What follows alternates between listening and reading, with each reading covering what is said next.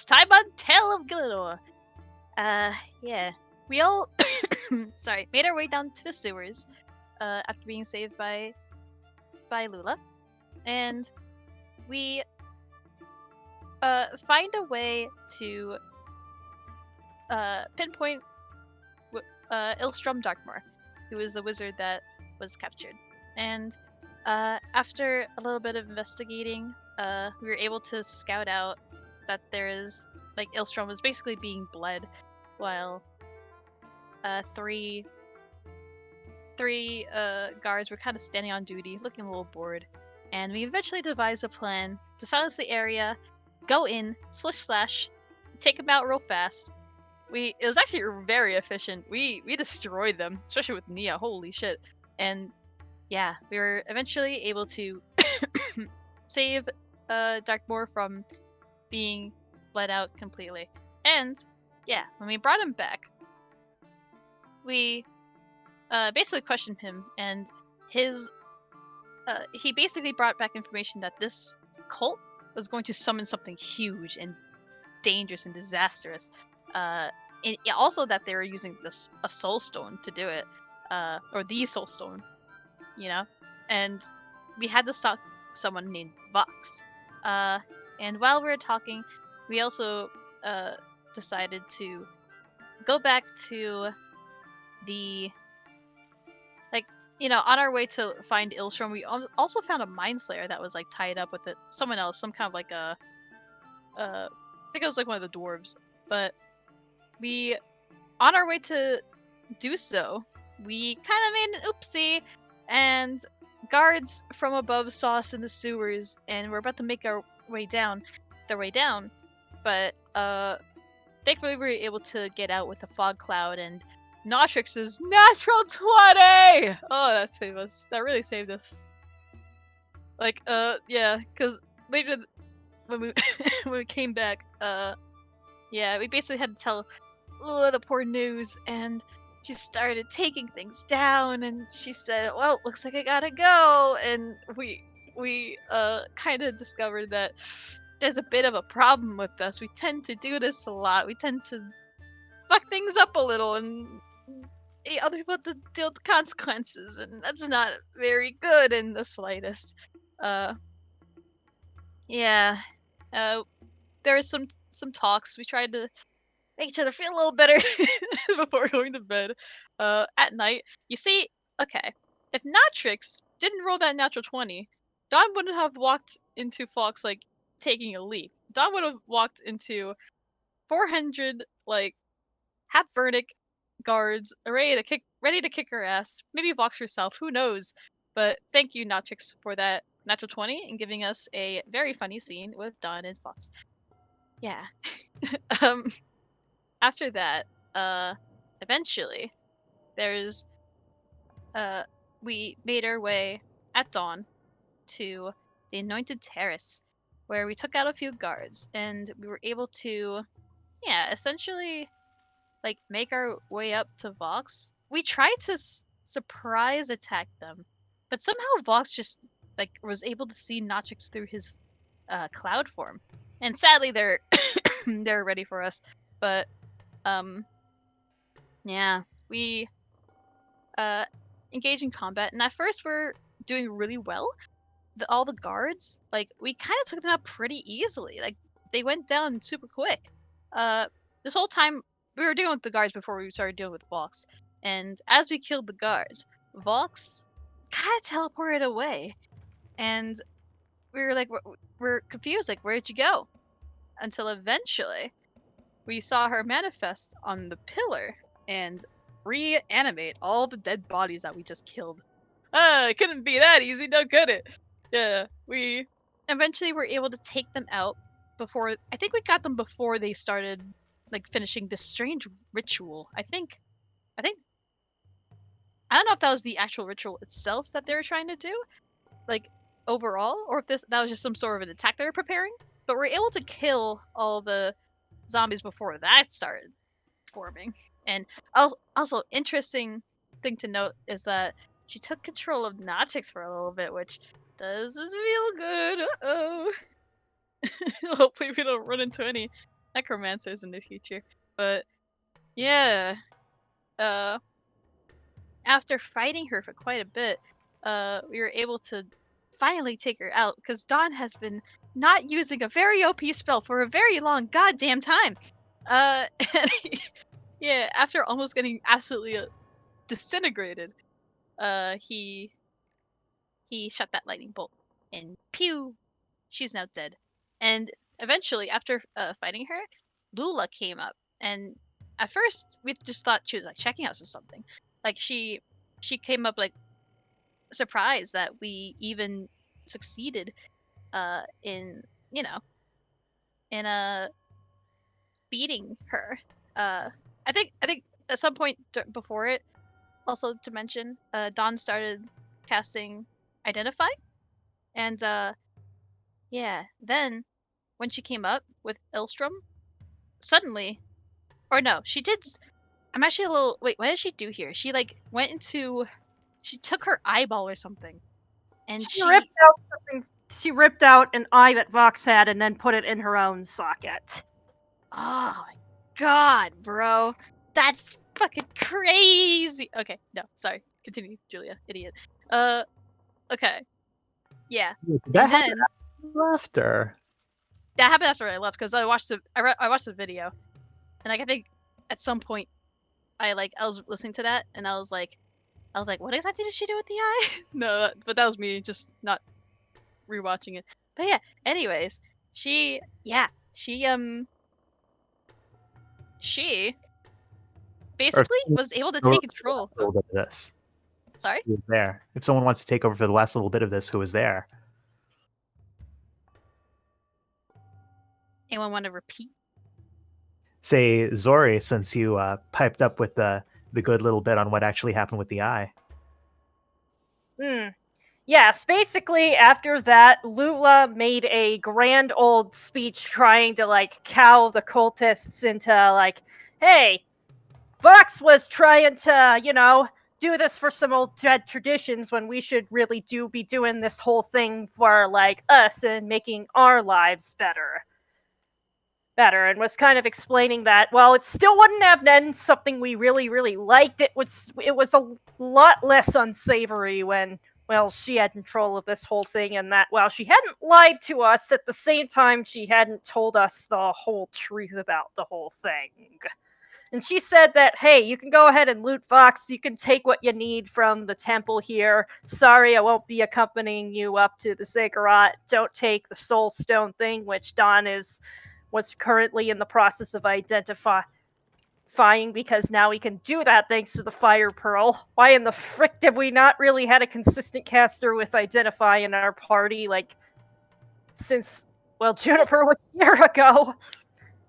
But yeah, basically we were in a position where we were just trying to wrap up some loose ends, and then we left on the cliffhanger of Dawn's Identify spell finally going off. After Lula had brushed off our questions and teleported away. Yeah, I felt like when I was watching the recording, I felt like we kind of got played.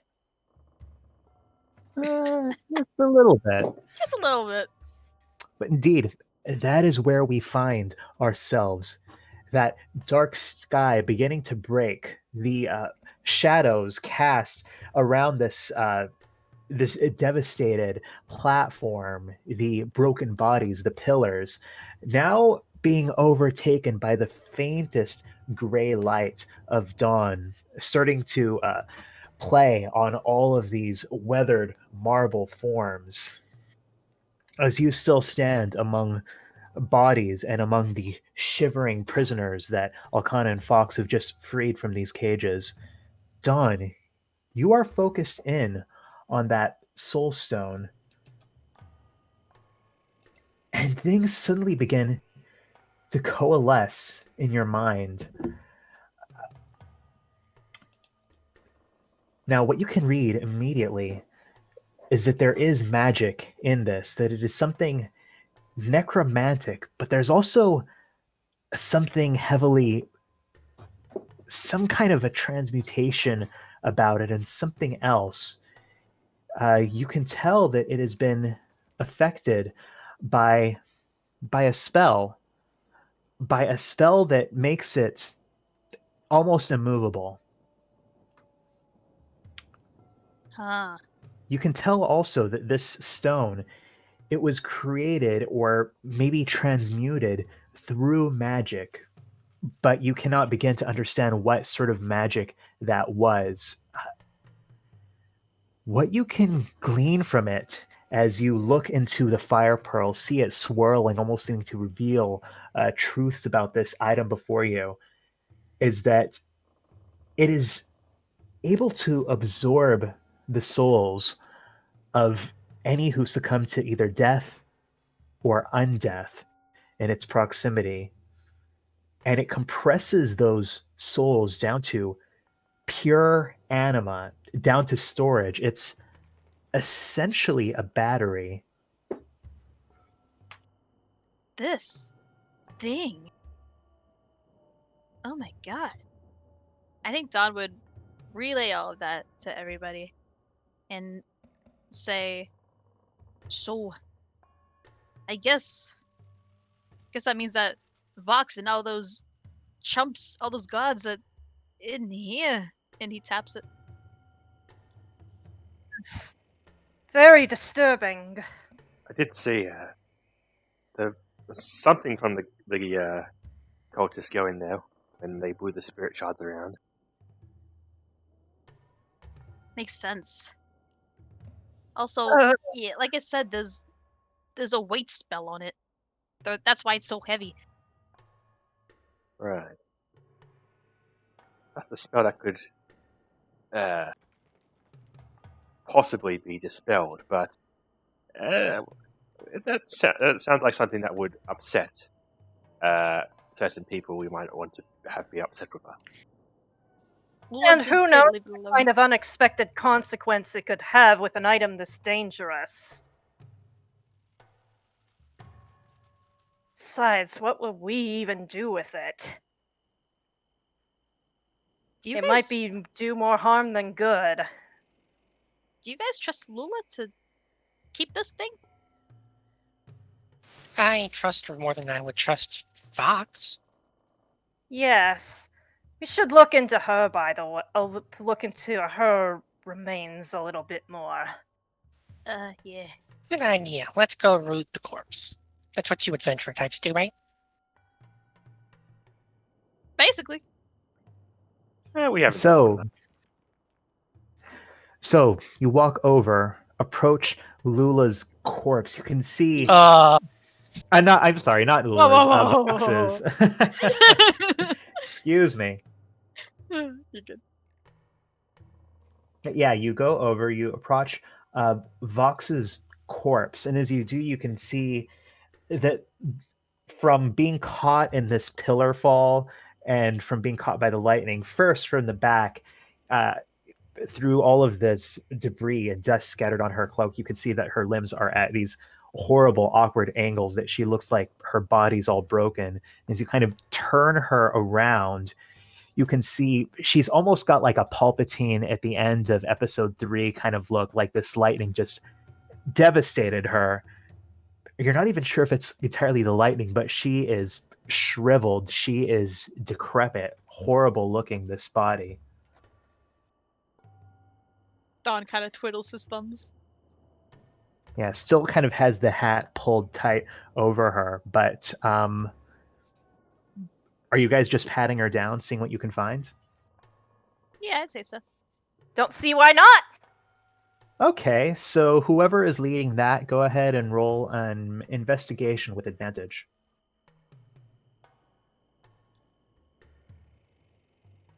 Nia did want to loot some corpses. Sure.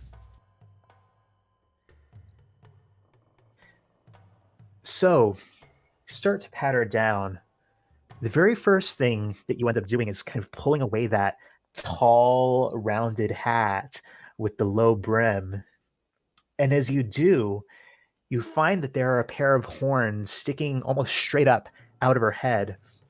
But looking at them more closely, these are not the keratin looking horns that you've seen on other Hapfernics. These look like well, they're faceted. They're clearly carved out from some kind of a crystalline substance. It looks like a light purple color, and they appear to have actually been screwed into her skull. You can actually see where like bits of her white hair look like they were shaved away somewhat permanently. Uh, you find a couple more interesting things as you just pat down the body. You find that she has this ring on one of her hands with this orange gem inlaid, sort of opaque orange gem, but that strikes you immediately because as your hand goes over it, it feels warm to the touch, surprisingly, far more than just body heat. You look at her boots, which seem far less damaged than the rest of her clothing from this fall, almost as if there's something keeping them from being damaged. And you get the sense there's something special about these. Um, and you find something else that kind of just under her robe, she is wearing this pendant, this pendant that resolves into a single glass globe, sort of this dark color. But as you bring your eye closer to it, Nia, you speak Infernal, right? Mm-hmm. As you bring your eye closer to it, you can see that there seems to be, it kind of resolves at a certain distance into what looks like a very, very vague map, a map of Farinthri. And you can see that there is a place, what seems to be somewhere far to the west, labeled uh, labeled Blargarther, and it apparently has a small illustration of what looks like a the face of a dwarf. There's a place far to the east. It looks like it's on the coast. It's labeled Catagonia. This is all in Infernal, and it seems to have a small illustration of what looks like a human, right? Kind of not quite in the center, a little bit more towards the west, but is a place labeled Herb Rubena with a small illustration that looks like a kind of a either a Hapfernic or a demon. And somewhere further to the south is a place labeled the Chaotic Rift, and there is an illustration of, it's hard to tell. It looks like kind of a bulky human figure, but it's wearing, seems to be of depicted wearing a large helmet, not dissimilar to the one in these armored figures of Zamorak that you've seen a few places around Urbana, including at the mouth of this platform that you're on. But sort of the central focal point of this is that there is this odd, like, needle or very long arrow just that seems to be free floating. You're not sure if this orb is filled with fluid to do this or what, but that is free floating. And in very fine letters across it says Shatterflow. And as you kind of turn it around, you realize that the needle always seems to point in the same direction, no matter how you turn the globe and how the map changes. It seems to be pointing northeast of where you are now.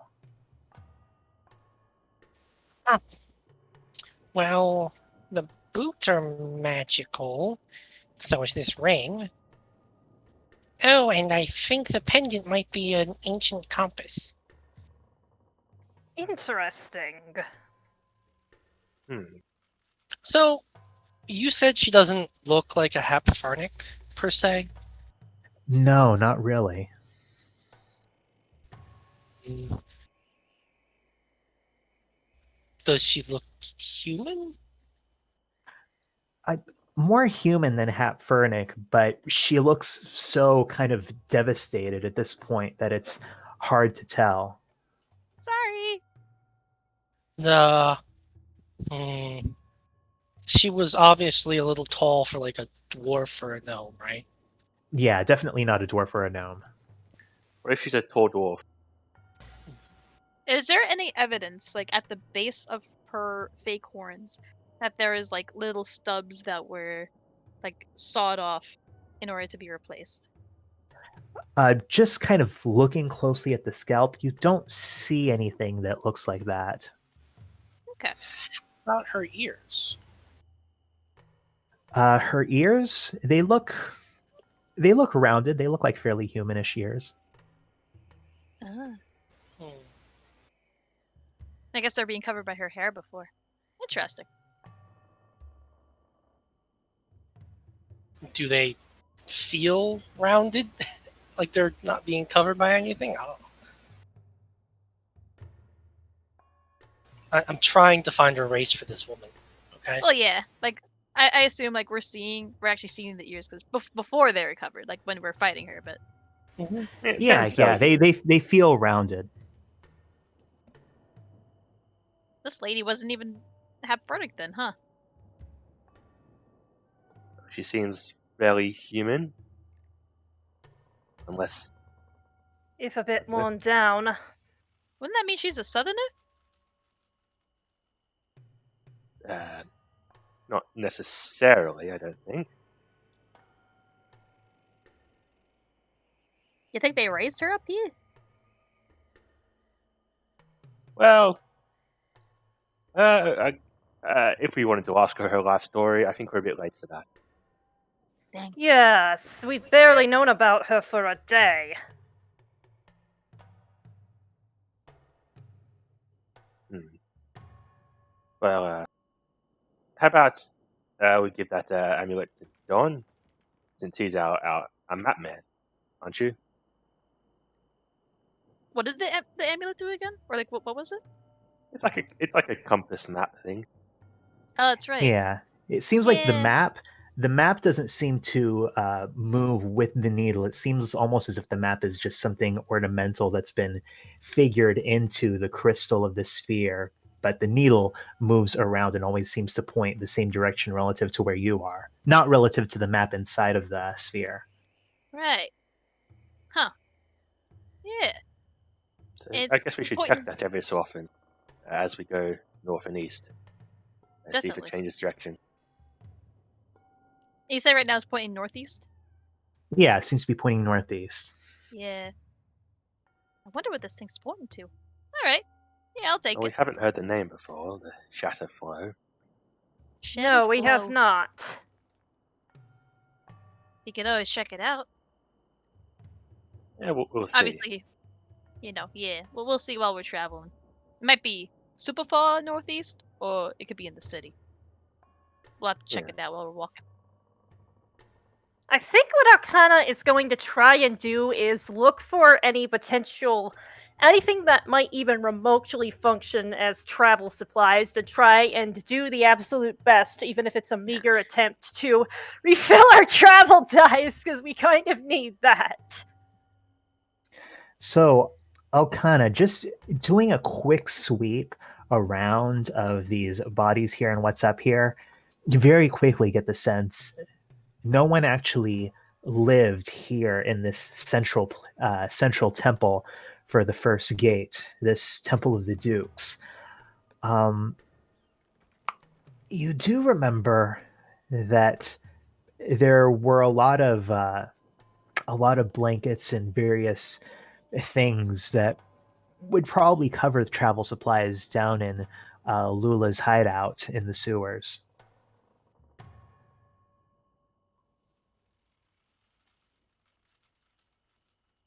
Of course there wouldn't be stuff around here.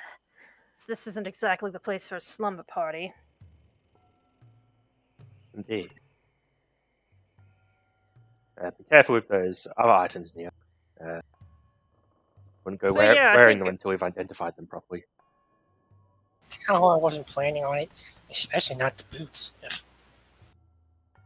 Don, can you do that new trick multiple times, or is it a once thing?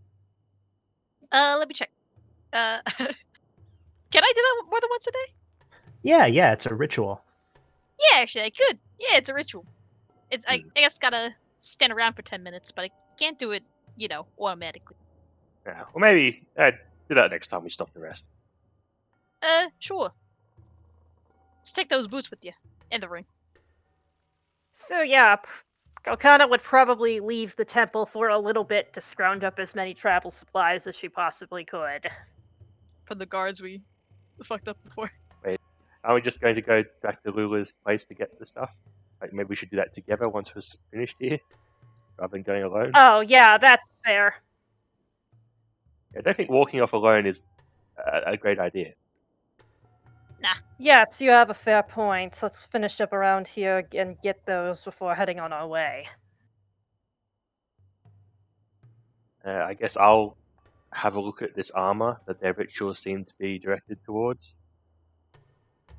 Oh yeah.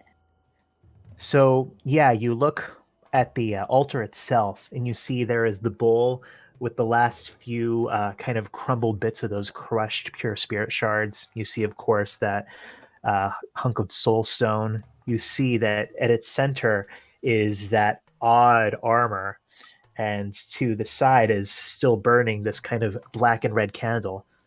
But as you approach the armor, suddenly hear this feeble female voice off to the side. Leave the altar. You look and you can see that old, decrepit woman who was in one of the cages that you just freed. She's still just kind of huddling in the shadow of one of these pillars. But you see his beady eyes are focused on you.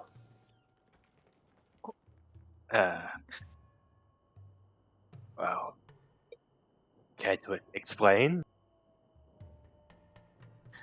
Leave what is on the altar. I see. Is it danger? Well, I guess there is a soul-stealing stain on there. I suppose dangerous is something, yes? Yes, many dangers. You are seekers of knowledge, yes. That is correct.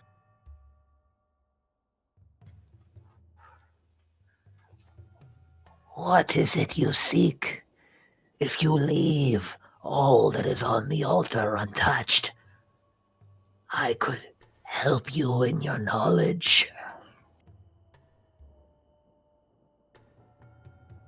So TLDR, we can trade loot for lore. Is that what you're saying? Well, who are you? What kind of things do you know? I am old, very old. Long have I wandered for Rinthry, seen through the wastes of its long forgotten eons. I know lore, ancient lore long forgotten. You seek after. What are these? Legendary figures, places of renown, storied items. Speak the name of one of them, and I will tell you lore that the ages have forgotten, lost to others in the dust.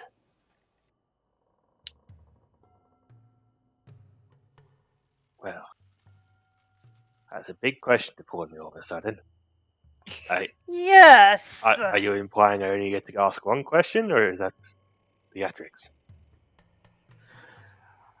It is difficult for an old woman like me to pull on my vast stores of knowledge. Ask of one thing, one legend you wish to learn of, and I will tell you things that few or perhaps none know today. I guess Notrix turns around to everyone else and just sort of comes there and whispers like, this kind of creepy lady is offering law, but only about one thing. Well, what's the name that brought us here to begin with? I suppose.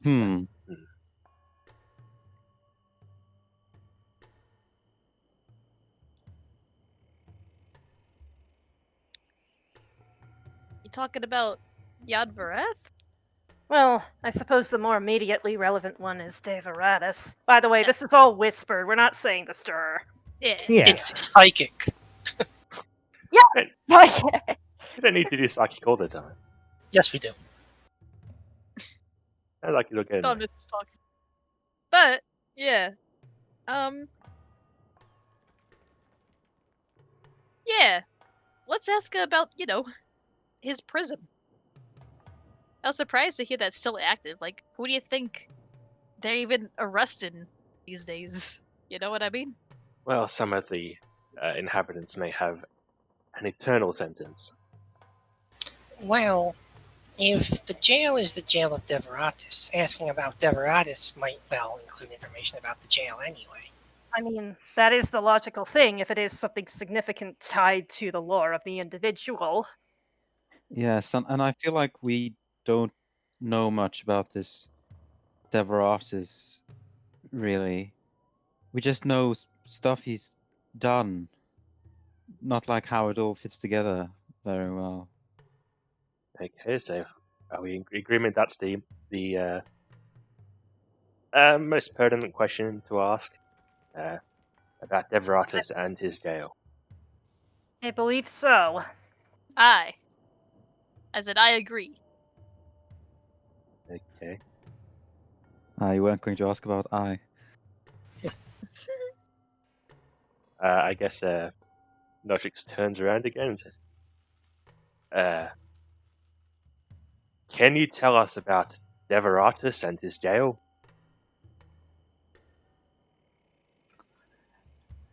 That is how you word it?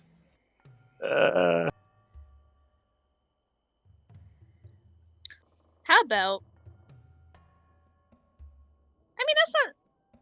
Oh, woman in the jail. I'm not saying that's wrong. I'm just, Yeah. ascertaining okay. that that's how you word this.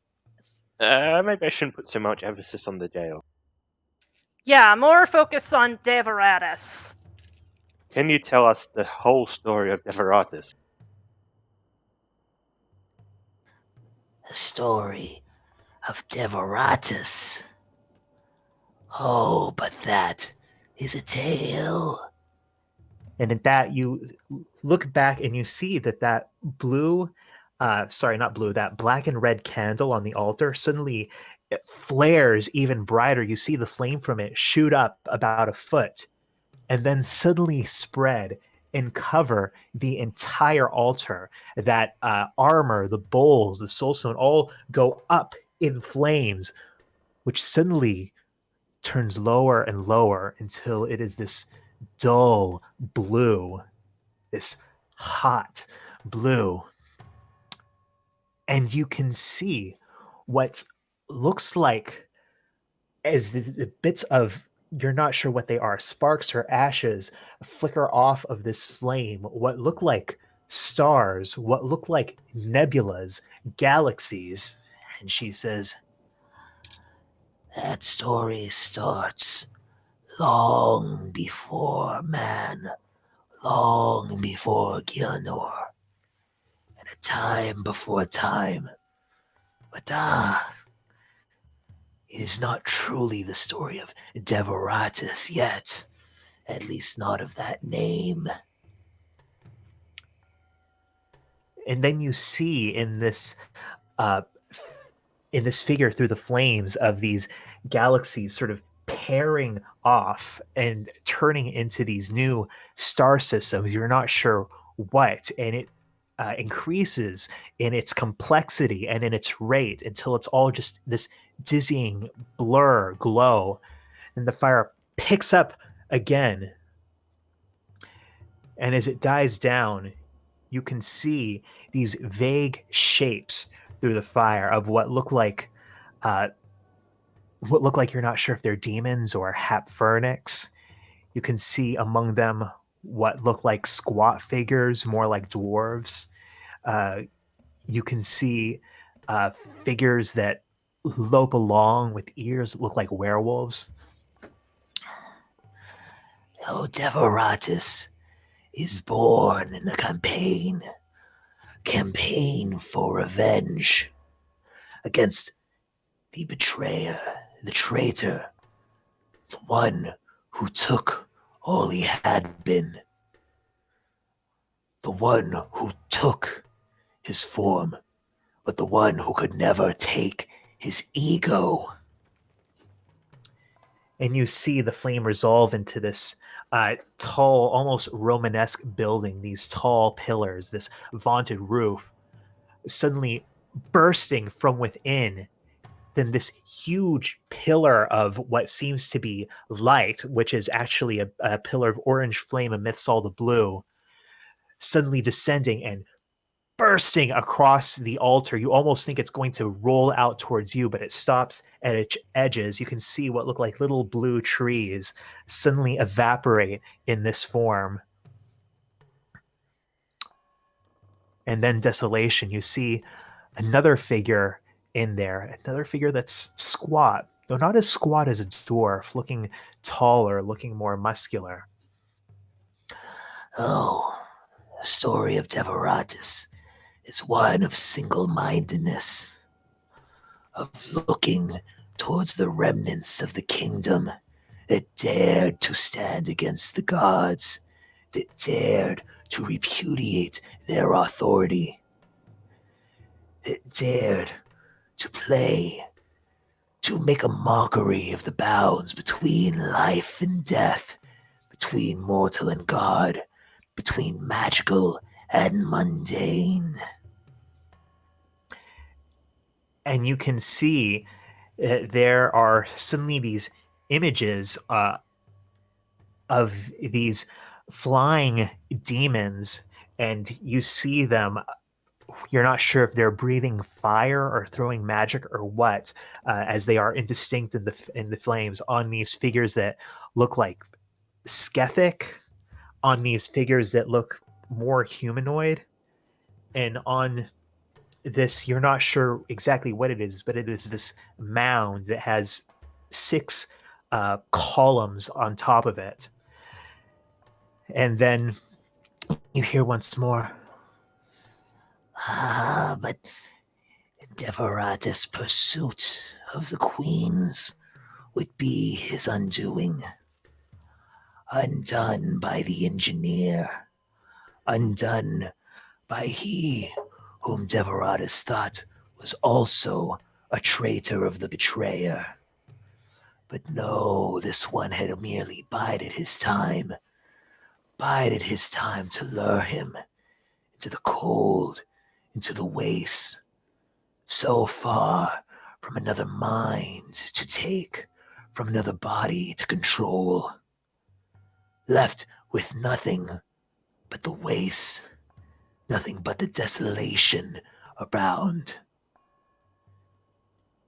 Devaratus was helpless.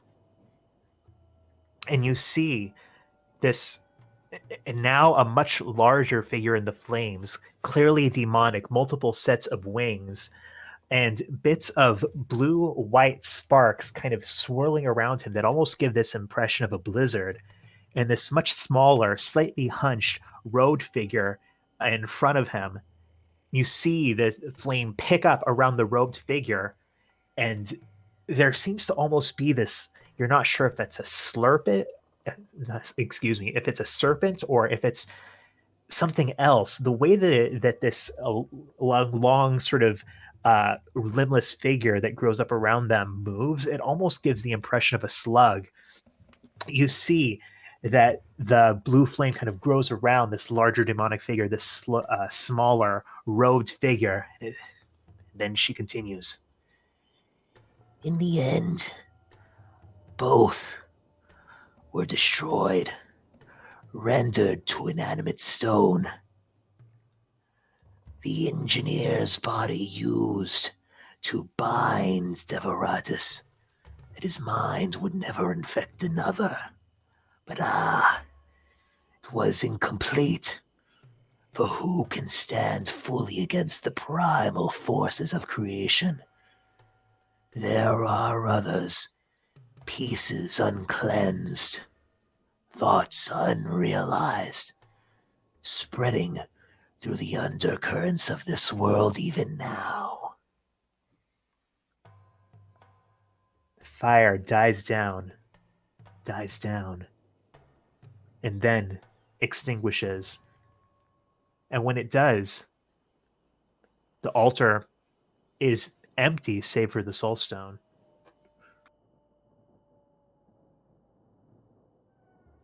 Wow.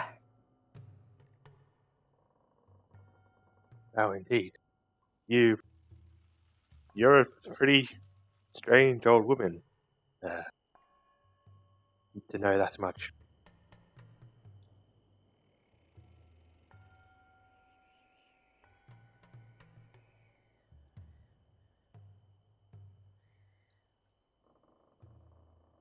Hmm. She's still there, right? She didn't just mysteriously disappear. No, she's still there. She's just kind of, as that finishes, she just kind of almost curls in on herself a little tighter. Not making eye contact with any of you. So what do you make of all of that?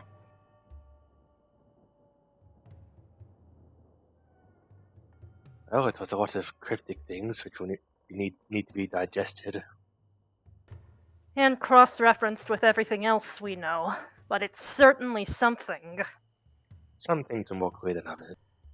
It now seems incredibly clear that Devaratis, well, true to what we've been told,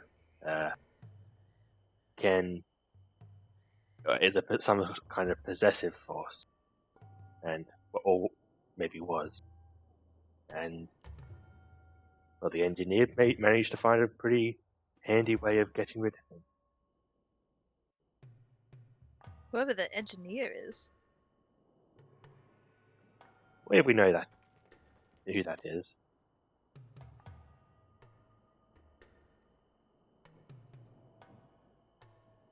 The engineer Yes. sounds like Harry Canto. Oh, that's right. Huh. Hmm. I wonder where that happened then. Somewhere cold and far away. Hmm. Oh, and maybe thoughts for another time. Unless anyone wants to make any more remarks on it. I think we need to sit on it.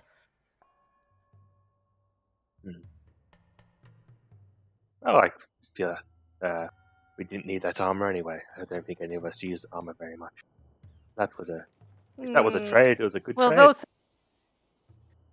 Yes, it seems we're on the right track with this thread.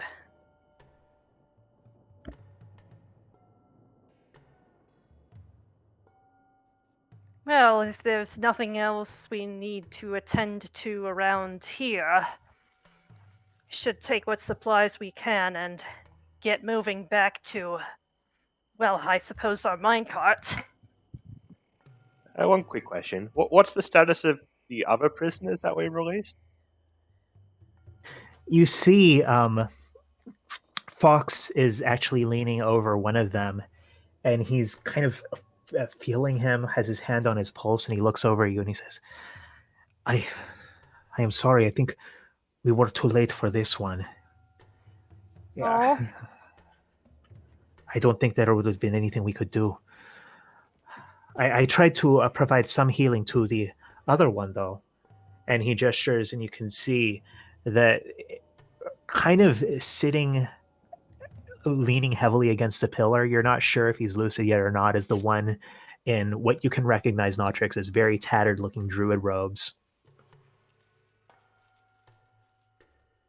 I suppose Lotrix approaches him and sort of tries to get his attention. Are you lucid? Are you awake? Oh. What now? What now? I thought I already gave you all that you wanted. It's too early for more.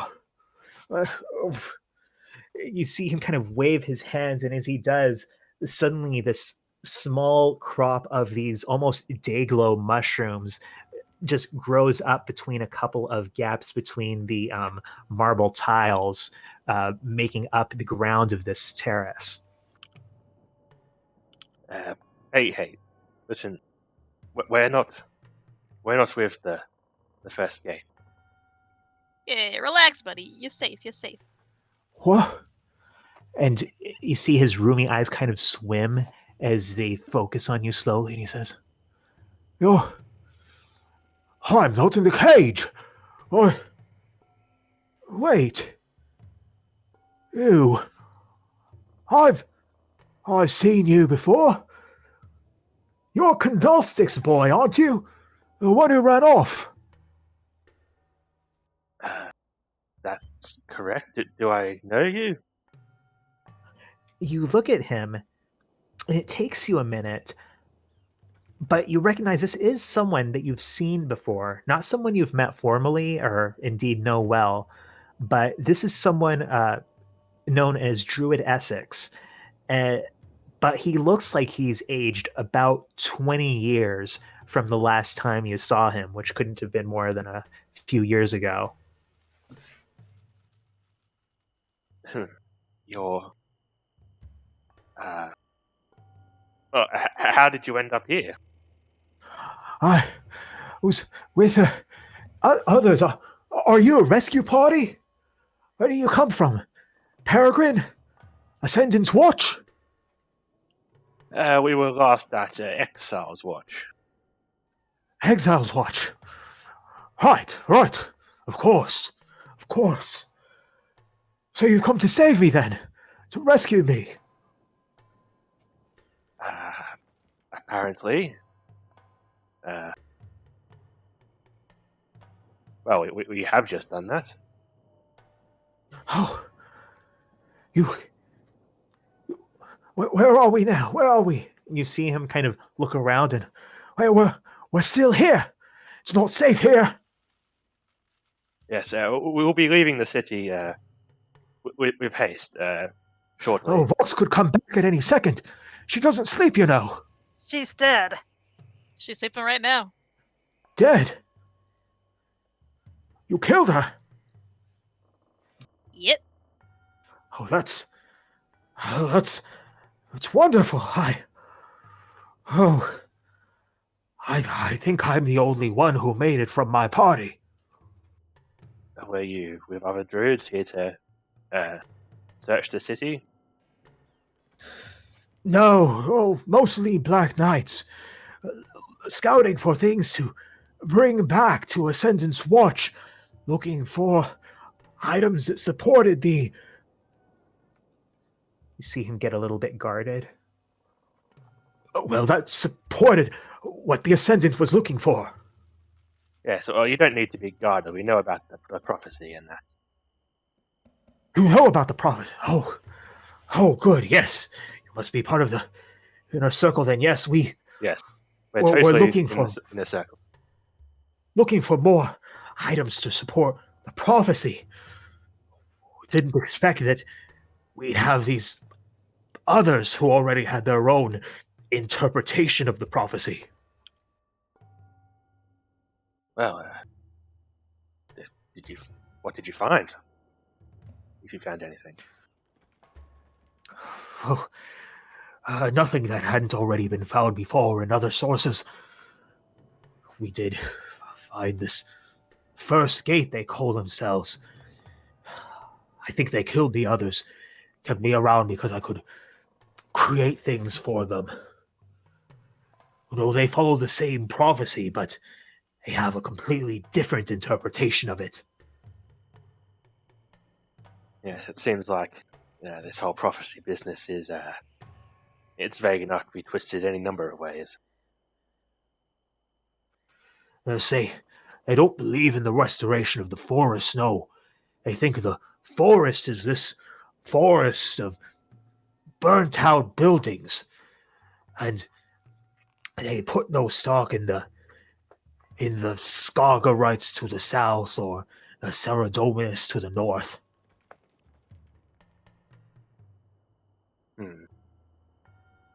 Well, I guess our interpretation is much more literal, a literal forest rather than a forest of trees.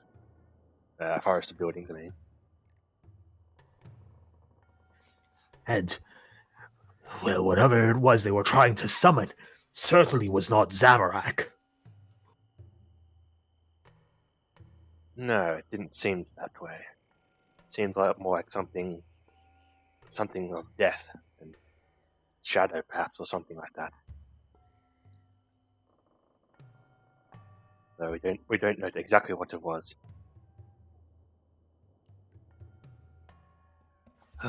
Yes, Vox was always frustrated at that.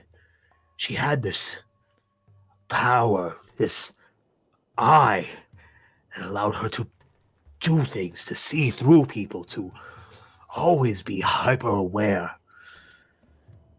She styled herself a Hepburnic like the rest of them, but her horns were false. I remember when she installed them. Horrid stuff. She raged at her assistants. She insisted that she needed uncleansed shards, not cleansed shards.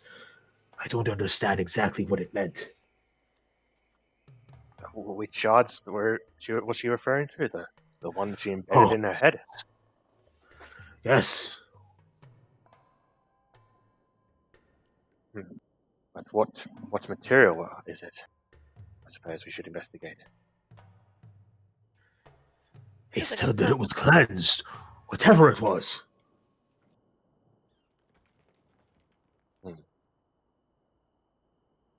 Well, you certainly haven't seen any more traces of the rest of your group. I mean, I think we have seen the occasional Black Knight, but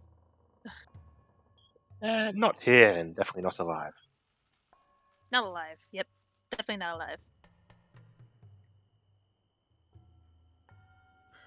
Here, help me to my feet. Will we be returning to Exile's Watch? We have other business further north. I don't know if we can return you as such.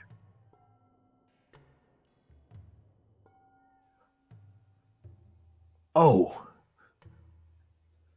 So... uh, so you're a rescue party that was not really sent to rescue. We Uh, were okay.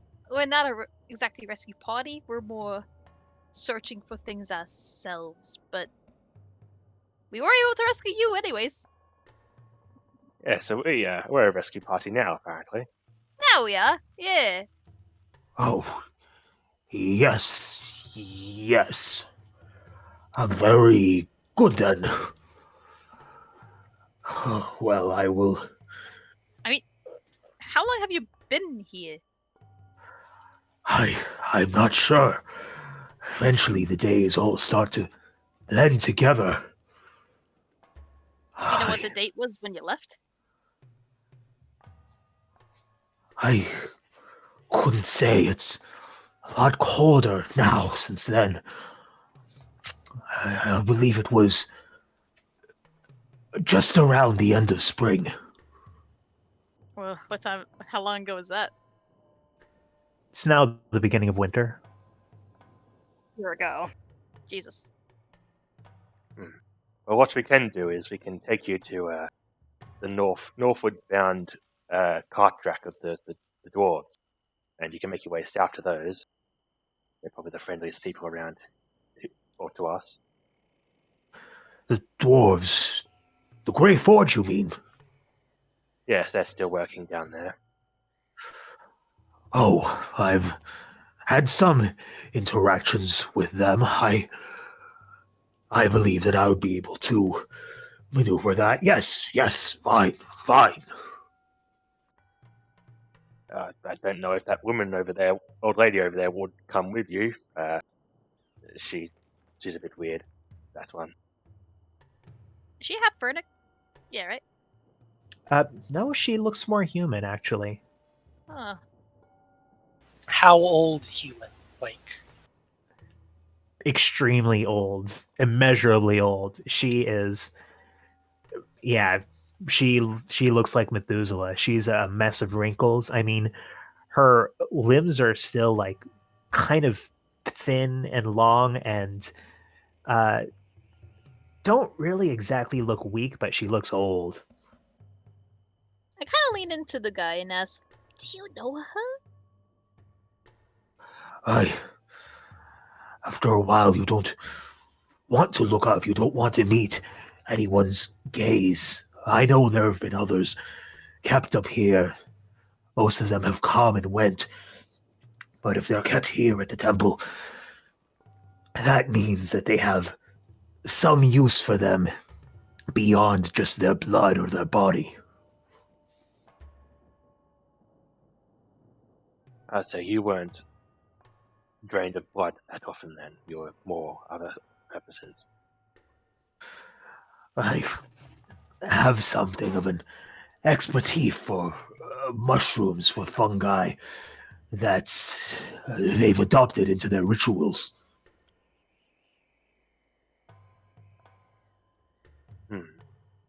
Is there anything...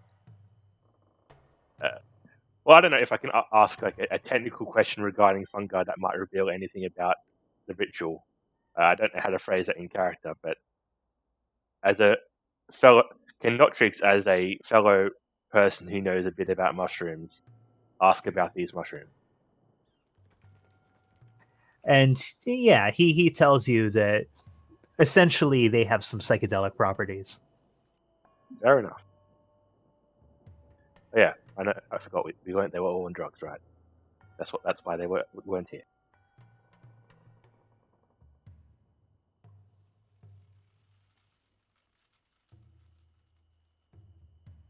So, are you okay to walk? I think with a little bit of support, with someone I can lean on, I should be fine. I should be strong. Look, it's over. It's ending. Yes, just give me a couple more minutes to get my bearings, and I should be able to walk with you just fine. Sure. Yeah, she'll be stronger for this.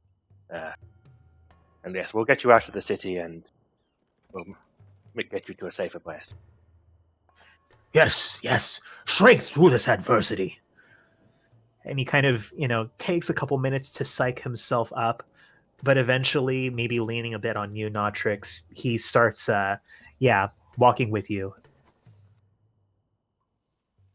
I guess since Vox's horns were mentioned again, can I take a close look at them to try and determine the material? Or what crystal they were? Yeah, you go over, kind of lean in, take a closer look, and you do realize you've seen this stuff before. And so has Logi. But yeah, one of those Vold candlesticks was made of this stuff. You've seen it in a few other places.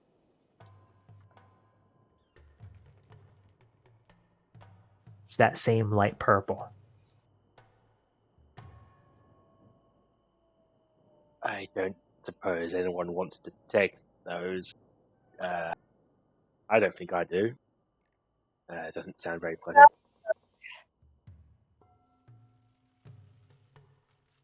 I mean, do you not think that's magically safe, or do you just not want the gore all over your hands? Good question. I would take them, but they're like half my size. Don, Well, you're experienced in extracting things from people. Oh yeah, I am. Yeah, I got you. Don, just like without hesitation, he dives down and just starts like hacksawing away. Oh, this is gonna. Yeah, actually, as soon as you start jiggling them, you can tell that it seems like the lower part of them has been fashioned into some kind of a very crude corkscrew. Like you can actually screw them out of her skull. It's like he's about to go ear, but stops himself and just looks at it and starts screwing it up. All right, make a sleight of hand check, Dawn. Alright. Oh no! And No! Dawn, you are working on this, unscrewing it, unscrewing it, and when it feels like it has a little bit of give, you just yank the whole thing out. You see little flecks of brain matter go flying with it, splatter over the faces of a couple of people closest to you, and there's this noxious, horrific odor emerging from this skull. I need everyone to make a Constitution saving throw. Don't forget the +2. Or at least everyone who's standing around here. I'm going to claim Said that I was. Fox, since he was helping over somewhere else, is not standing by you. If someone can I- wants to claim they're with Fox, then they can, but Watch table. Damn it. I think you already botched enough, funnily enough. all right. So Nia, Notrix, and Dawn, you all take 29 points of poison damage, and you are poisoned. Meanwhile, Logi and Alcana, you only take 14 points of poison damage, and you kind of manage to wend off this horrid stench from your face before it poisons you. Nia falls unconscious. Okona would use some points of lay on hands to get her back up again. Wait, I have a question. Has it been 10 minutes since the combat? Yeah. Okay. Yeah, I mean, it was 10 minutes just for Dawn to cast that ritual to identify the Soul Stone. Mhm. Oh, yeah, 10 Dawn. points of lay on hands for Nia, by the way. Dawn, what did you do? I think I underestimated how good I am at yanking out teeth. Ugh.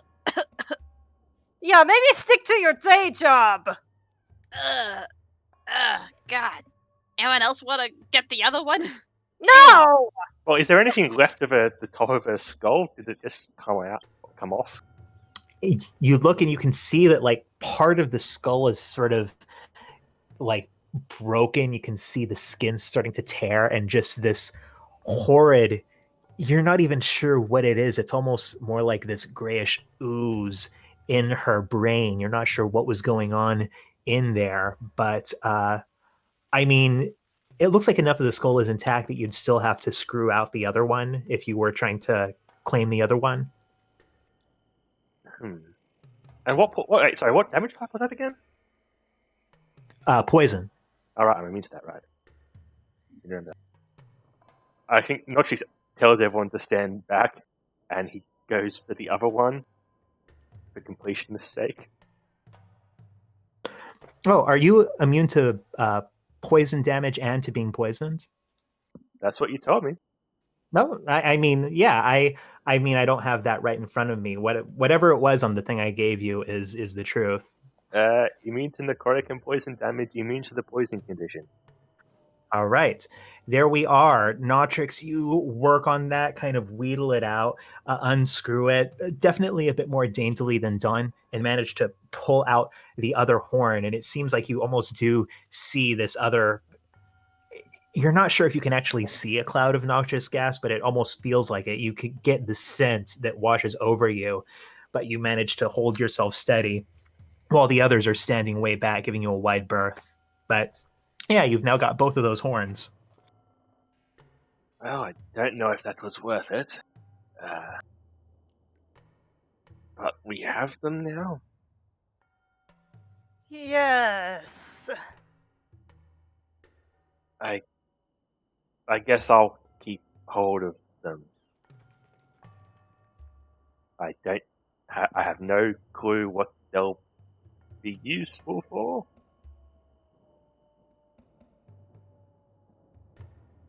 I'm not putting these in my own skull, that's for sure. I should hope not. You're not going to pull a Lula and start pulling things out of her and stabbing them into me.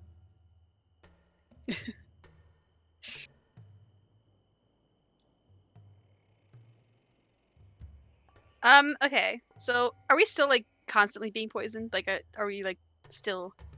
We are It seemed under like the it was poison. more a single heavy wave that washed over you when you first took out the horn, but you've all like stepped back, and Notrix took care of the rest of it. Okay. So Are let we me. or are we not still poisoned?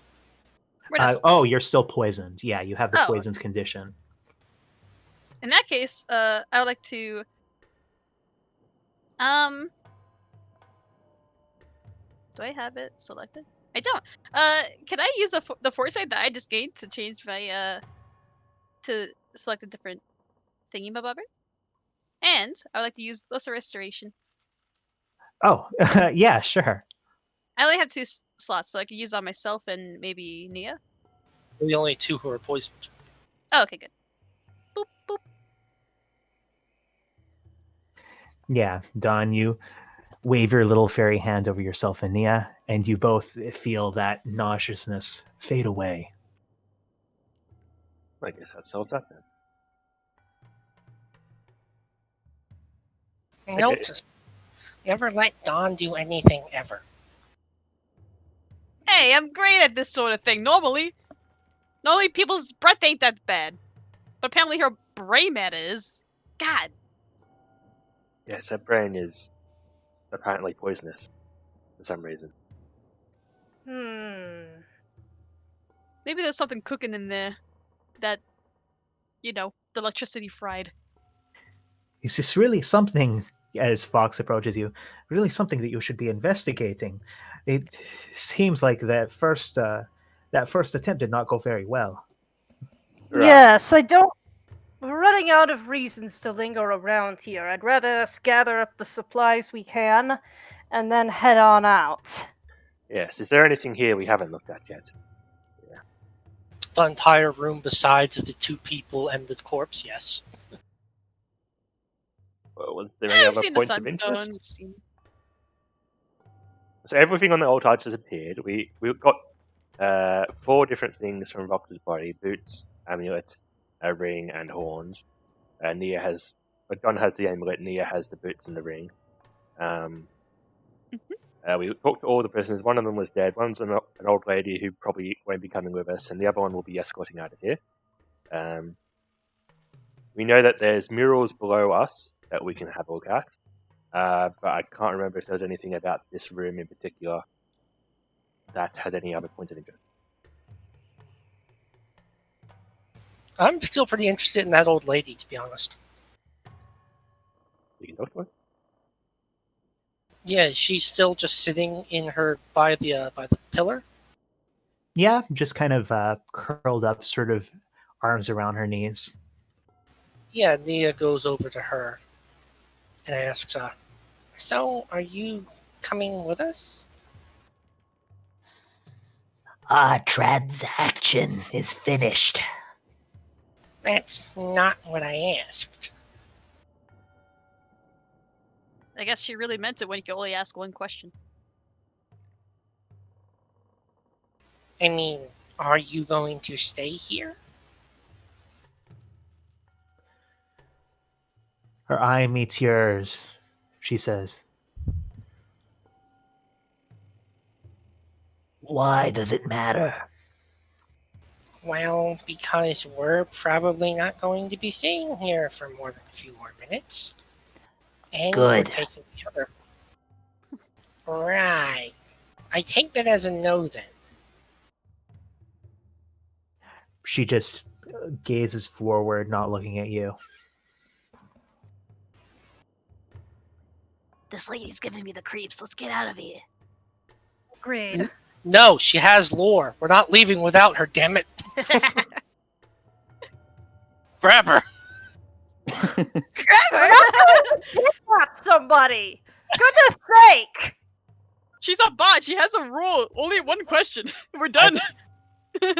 Yes, she's a She, law genie. she's law. She belongs in the museum. Yeah, there you go. She's old enough to be Listen. in a museum. I'm sure Lula won't hurt her. Oh. Let's go look at the murals if we're so intent on getting more lore. But she has all the lore. What Neos, you're We asked her the one question. Stop. One question. That's all we got, boys. Mention to her that she might be locked up again if she stays here. Maybe see how she reacts to that. Yeah. She won't care. Ask anyway. You know, if you stay here, they might just lock you up again. Fine. Told you.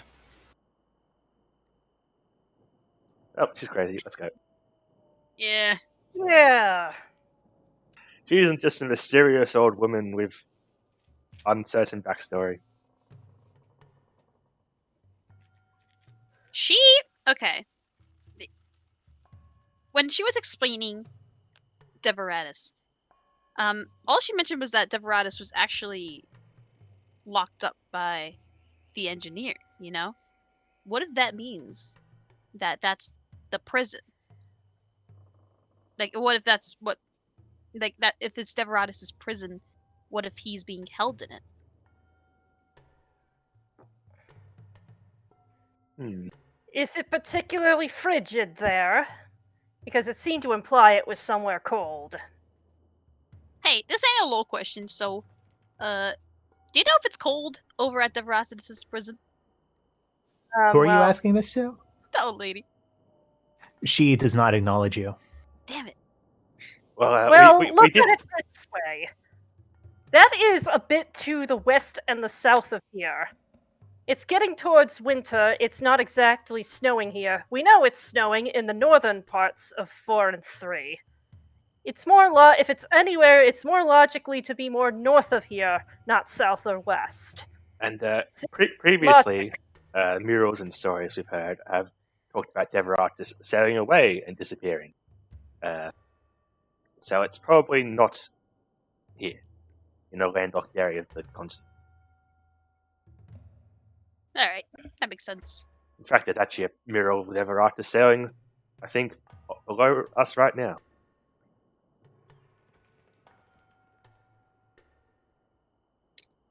So how about we go downstairs if we're finished here and quick look at these murals that we saw last time. Let's look at the damn murals. Stop Yeah. harassing the old woman. Yeah, let's go.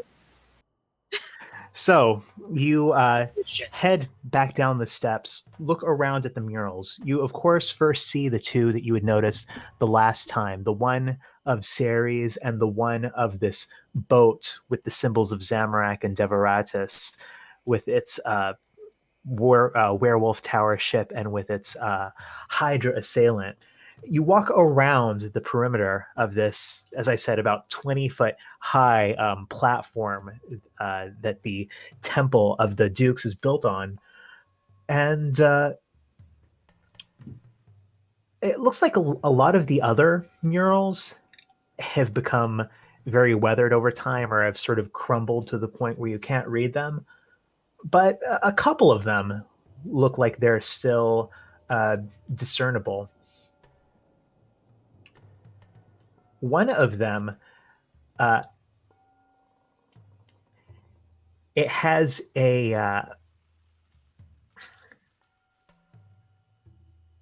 actually an image of what you now recognize, having seen her a few times depicted, of Ceres behind bars.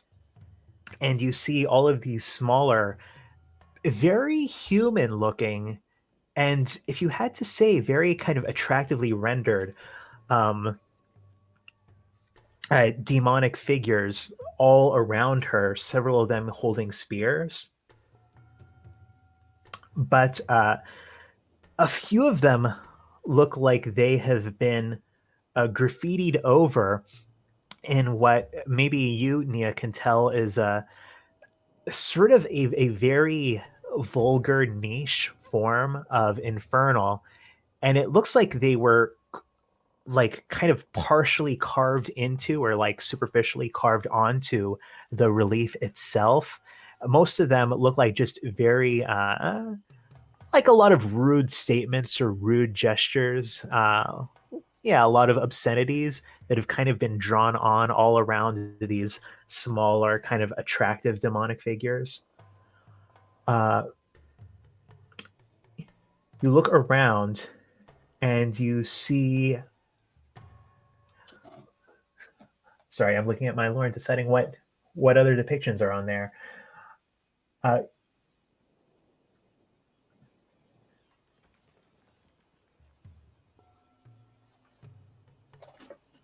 You see that there is one that it depicts what you recognize, Logi, as the Duke Mephidas, and it you see behind him there are these robed figures that seem to be kind of floating. There are these bizarre looking beasts swarming around. Some of them seem to be little more than these worm like things with claws and just single huge eyes. Some of them seem to be walking around on three segmented legs with several tentacles waving around them.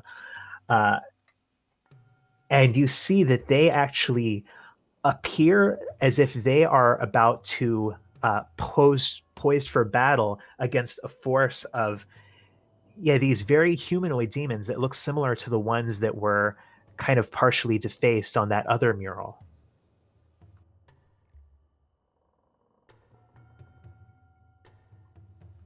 And you see among them there are a few odd wheeled implements. You're not sure if they're like siege weapons or war machines or what. But yeah, these are the two other murals that you can kind of read, tell what they are. The other ones are too weathered to make out.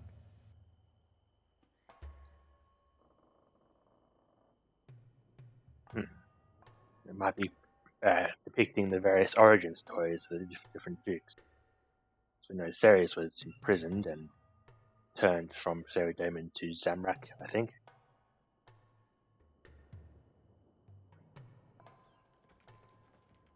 This is the That's temple of the legit- dukes, apparently. Would make sense. I'm not sure I understand the Mephitis one as much as the Ceres one. Yeah, that's definitely a bit more vague.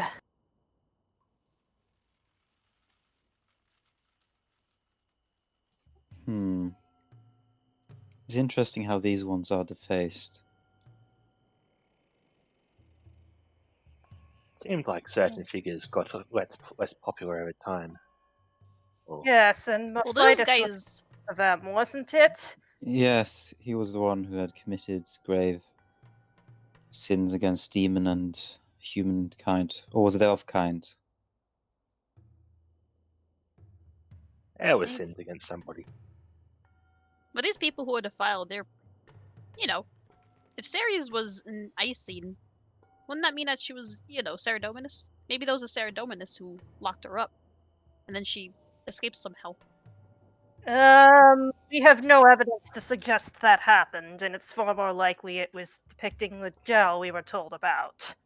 Yes, I believe we learned she was taken by the Samarakians and tortured until she eventually converted. Oh, yeah, true. Yes, Don. What? I'm just spitballing, ideas. Yes, and then we compare those ideas to the evidence and see if they pan out. I'm no scholar, but I can at least go that much. Alright. Yeah, I got you. Well, it seems that these two are the only ones that are legible. Yeah. Maybe we should make our way to the hideout down the sewer. 'Cause, I mean, Yes, stock up and head on our way further north. And see if we can get that bow back. Oh, did she have it with her when she came with us?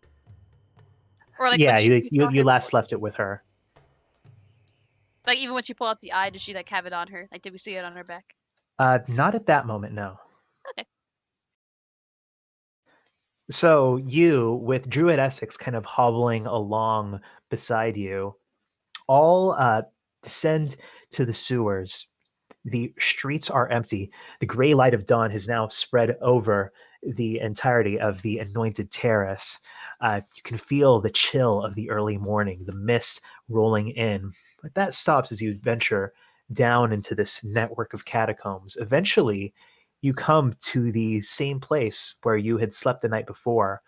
The door is closed, but as you reach for that rusted out portal, it opens very readily.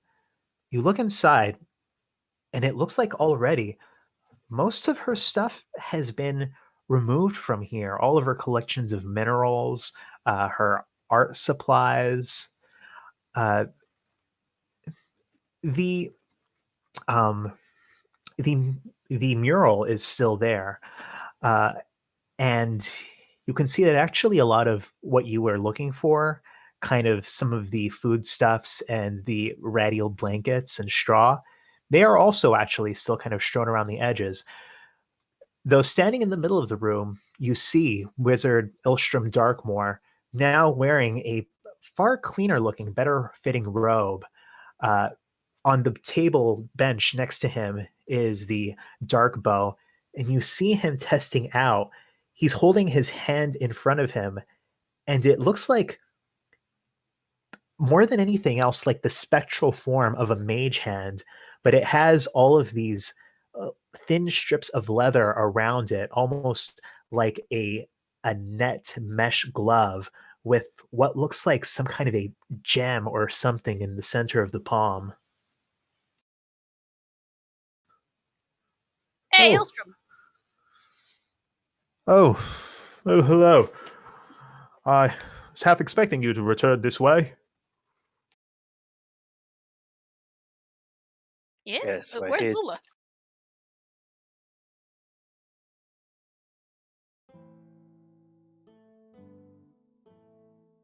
Well, we've already moved out everything important. I suppose you can help yourself to what's left. And, your bow, of course, as promised. I was instructed to see to it that you were able to return it, to collect it again. That's good. Yeah, thanks. So, are you gonna stay here with Lula? Well, of course. I rightfully have to apologize to you. I may have misrepresented things a bit, but I was coached on what to say, and I think we can all agree that it served a far greater, far more important purpose. Yes. Happens all the time. And I'm sure at least some of us here have done it to other people. Yeah, we ain't judging, honestly. So were Oh. you really a captive at all? Am I a captive? Oh, was I a captive? Yes, Yes, previously. I was a captive. I. You don't think that I would choose to be strung up and have my blood drained and my hand cut off, do you? I don't know what you're into. Well, suffice it to say, I don't swing that way. But Wait, have we given him his hand back, or do we still have his hand? You Oh. still have his hand. Oh my god! personally, But you see that, yeah, he seems to almost like have a mage hand in this sort of leather harness at the end of his handless arm that, yeah, that he's kind of testing out, and you see that he actually picks up the dark bow with that hand and holds it out to you.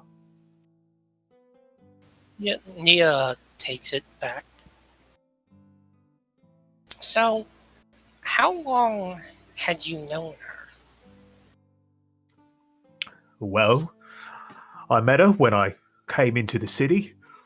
I was still looking at academic pursuits at that time, but she opened my eyes to other causes, to greater works that could be done, and that I could help her with that. That Vox was leading the people here down a path to destruction, a path of xenophobia and rage, and Well, that we could turn that around. So, do you know what Ula intends to do? How is she going to be different? She is going to do the best that she can for the people here. Yes, but is she planning on, I don't know, doing any sort of summoning with the Soul Stone? And that she did want to keep it after all. She's planning on doing the best she can for the people here. I don't believe she or I owe you more than that. We did save your life and facilitated all of this. Yeah, least you could do is not be vague with us. You did, and you've been allowed free reign of Vox, her magical artifacts, of items that some people would pay a kingdom's ransom for. Well, free reign of most of her magical artifacts, but I can understand why you'd want that particular one, or why Lula would want it. Yeah, we ain't gonna, or I'm sure she's better than Vox, but you definitely don't think she's gonna ruin this place like Vox did, right? Like, you Ruin think- this place.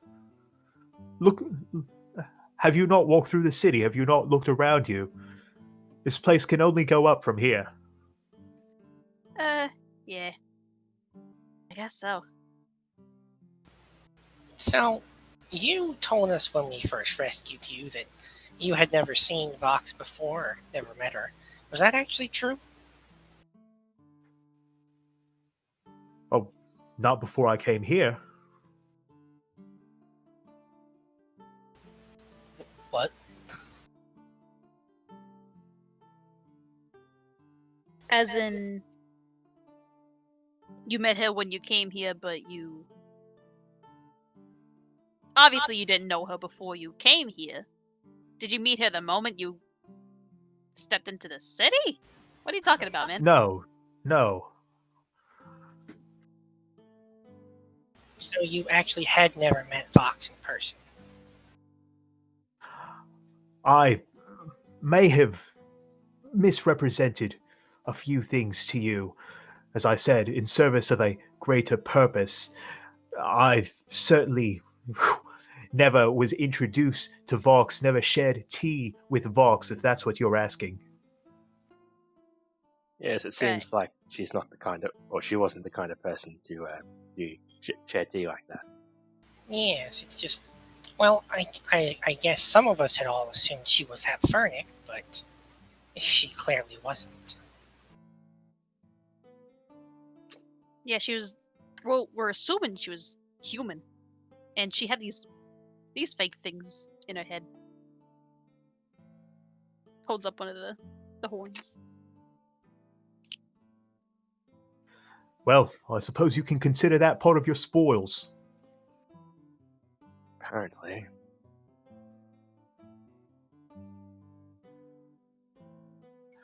Alright, well... Oh. Sorry. Well, Alright. a couple more questions, I guess. Could you at least tell us who Wulu was before she got kicked out of the cult or whatever happened? Or is that one of the things you'll want to keep secret? She was someone with vision. Someone with vision very different from Vox's. Sounds good to me. Vox's vision was a pretty bad one.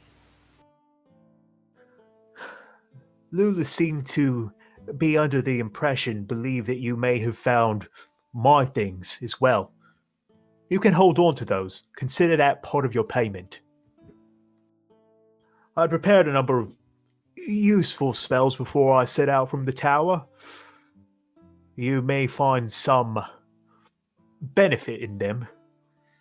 Oh, guys, we should ask him what the spell that we couldn't figure out was. Oh yeah. Oh yeah, there's a scroll in here with a spell. What was that? We couldn't figure it out. Oh, they're not scrolls, they're clay tablets. Oh, Yeah, sorry. they're spell We tablets. found a tablet in here with a spell on it. What was it? So do you take out all of the tablets or just one of them? Sure, why not all of them?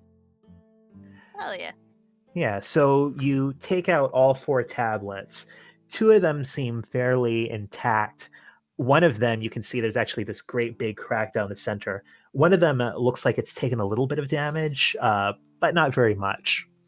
So he kind of looks these over and he says, "Oh, yes, well, this first one, it's used to create a temporary lock. It can ward any kind of an object or door that can close, so that none but those you designate can open it up. This one I kept more in case of emergency, in case I needed to go deeper into the into Forinthry, and in case the seasons changed. The seasons have changed on me, but I no longer feel the need to go anywhere else. This creates a mount of some kind. Up here, maybe a giant ram would be useful, but you could create something that looks more like an ox, more like an elk, even something that looks like a unicorn." He looks at the next one. "Oh, well, this one was for creating a teleportation circle, but it looks like it got ruined in the melee. I don't think you can fix this one." And the last one he picks up and he says, "Oh, this one is used to create a dome of energy. It's good if you're trapped somewhere. It controls the environment inside. Nothing can come in without your permission. Can be very useful, but I'm not sure you'll be able to cast it from here with how it's been damaged at the corner."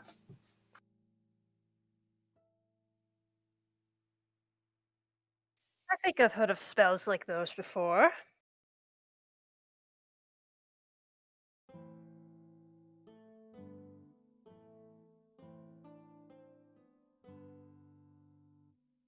Well, thanks. And Don gets like a little, like, he kind of twirls his thumbs and he kind of leans into Notrix and says, "Should we tell him we have his hand?" He seems to be doing fine he seems to have got his own solution in that department. At this point, it's probably more creepy than anything else. Yeah, maybe we should just not mention that part. All right, yeah, we're good to go, I guess. Thanks. He gives you a nod. Well, Right, good now luck let's in your replace endeavors. our damn travel dice already. Hell yeah. Fill her up. All right, so Alkana, you are looking around, scrounging up everything you can. Roll either a survival or an investigation. Well, I'm gonna go with survival since it's something that she actually has a minor bonus to. Ah! Yeah, you're able to find. It's not a complete wash. You're able to find some gear. You're able to find about 4 lots worth of just from kind of the dried goods and the blankets and bits of rope around here, enough for about 4 lots of survival gear. So that can mean 4 people increasing their travel dice by 1 person increasing it by 4 sizes. However you want to space that out.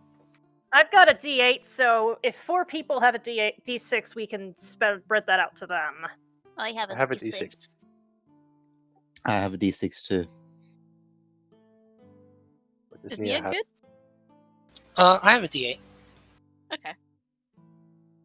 Bring everyone who had a D6 up to a D8, and well, who wants to take the extra? Good question. I You think could roll a dice. we can roll a dice. Could we potentially save that one and just say the next time somebody would fail and lose a size, just replace it? But that's exactly the same as just taking it. Yes, but that would just mean anybody can have it. Can we? I mean, I've ruled in the past that you can, give some of your travel kit to someone else. Decrease your own die size and increase someone else's size. So there's not really any reason for someone to not take it. All right. Let's Yeah, you can roll a just take it. dice. Who? And in Discord order, d6. Hey, Nia! There you Yeah, go. gets it. Perfect. There you go. Take it. You hold it up for now, and obviously, if someone drops the travel dice, we'll just give it to them. Indeed, sounds like a plan. So, Logi, Dawn, and Notrix go up to d8. And Nia goes to full. Feels good. Indeed.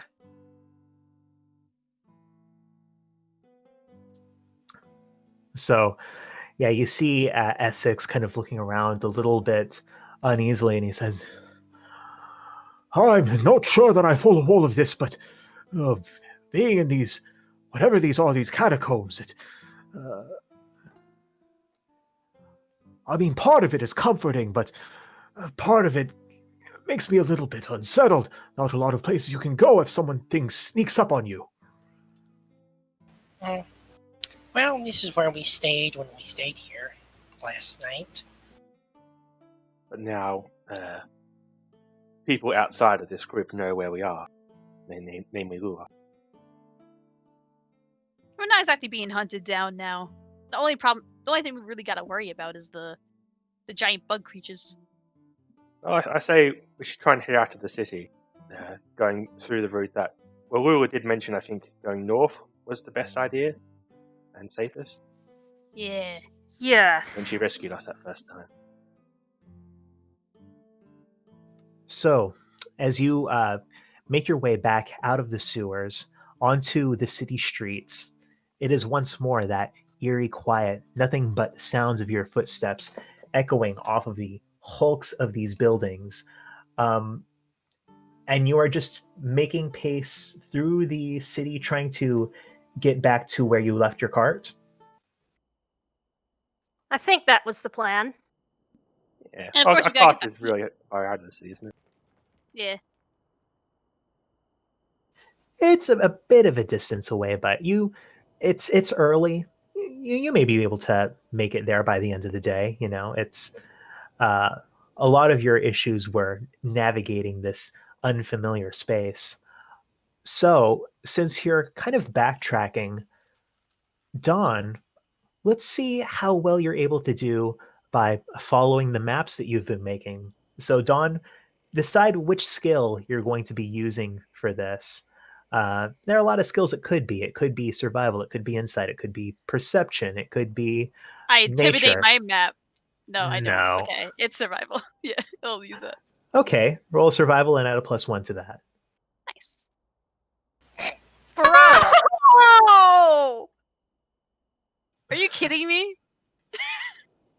I don't have any foresight to make that better. Ha ha ha. Do you want to just re-roll that, hey guys? Oh, wait, are you re-rolling it or are you taking it? I kind of can't. Well, we can give you foresight if we think we But want to you wanna? re-roll it. How much foresight is that? 2. 2? Okay. Yeah, can you give me 2 foresight? I can donate you a foresight. Does anyone else want to do it? Does anyone else have excess foresight? Sure. Sure. Me and Neo will give Don a foresight so he can re-roll this, so we don't get lost for no reason. Because you literally can't get any worse than that. Roll it again.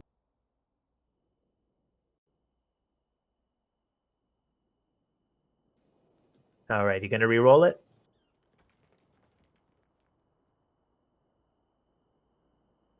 That's much There we better. are. Yeah. Dawn, you kind of flit out ahead, taking the map that you thought that you had kind of been scribbling on the back of a cocktail napkin or whatever.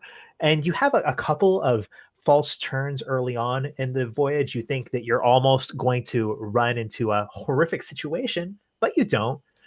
You end up kind of picking your way through the city streets out to the edge, this time keeping a little bit more distance between yourself and the shoreline on the swamp. But you manage to eventually, after a couple hours, make it out of the city, wend your way back around the swamp, passing that large kind of head of an elven noble, until the city disappears into the mist beyond you, and you can see that familiar berm dividing the marshlands that the minecart track rests on top of.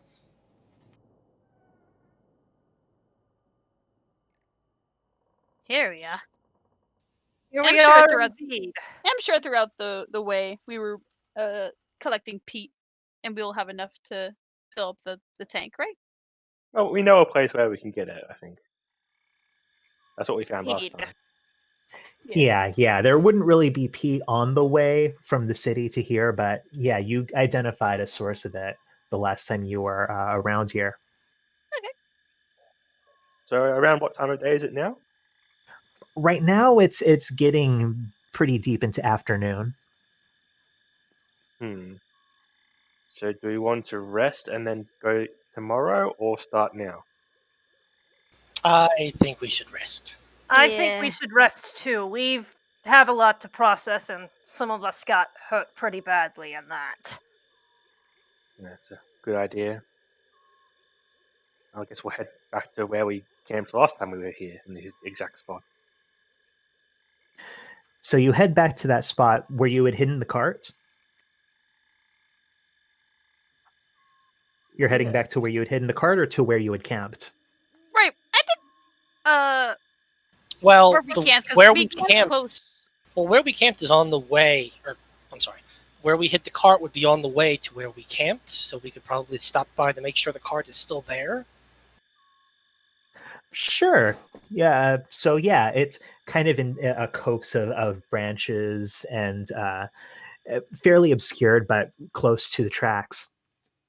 As you approach that, heading on the way to that grotto where you had slept, you see something. Nia and Notrix actually, Nia, you spot it first, and Notrix only moments after. There is this small figure that actually seems to be sitting right atop that copse of, not a copse, but that kind of mound of dead branches. You can see its skin is white, this pure, or maybe not even pure, more like milky, maybe almost unsettlingly white. And their wings folded behind it, deep black, look kind of ragged. Its back is to you. Can I use the spyglass to get a slightly better view of this figure? Sure, but you're not really that far away from it. It seems like, yeah, you're far enough away that it's not taking notice of you, but sure, make your perception with advantage.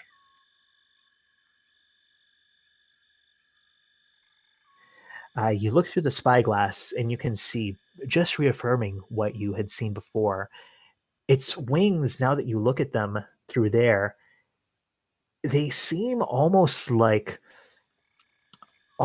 moth-like, but completely midnight black. Its head is round, hairless, and you can see the ears sticking out from either side of it are pointed.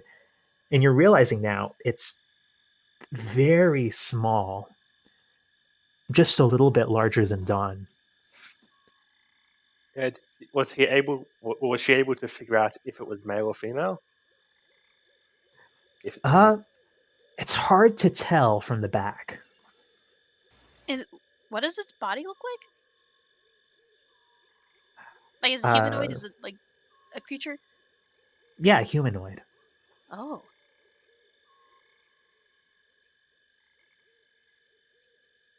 It's a humanoid, slightly bigger than Dawn, but with moth wings instead of fairy wings. Moth wings. Does this like sound familiar to Don? Um, roll a check, Don. Okay. Maybe a history? Sure. Eh. Yeah, you're not sure. I don't know what that could be.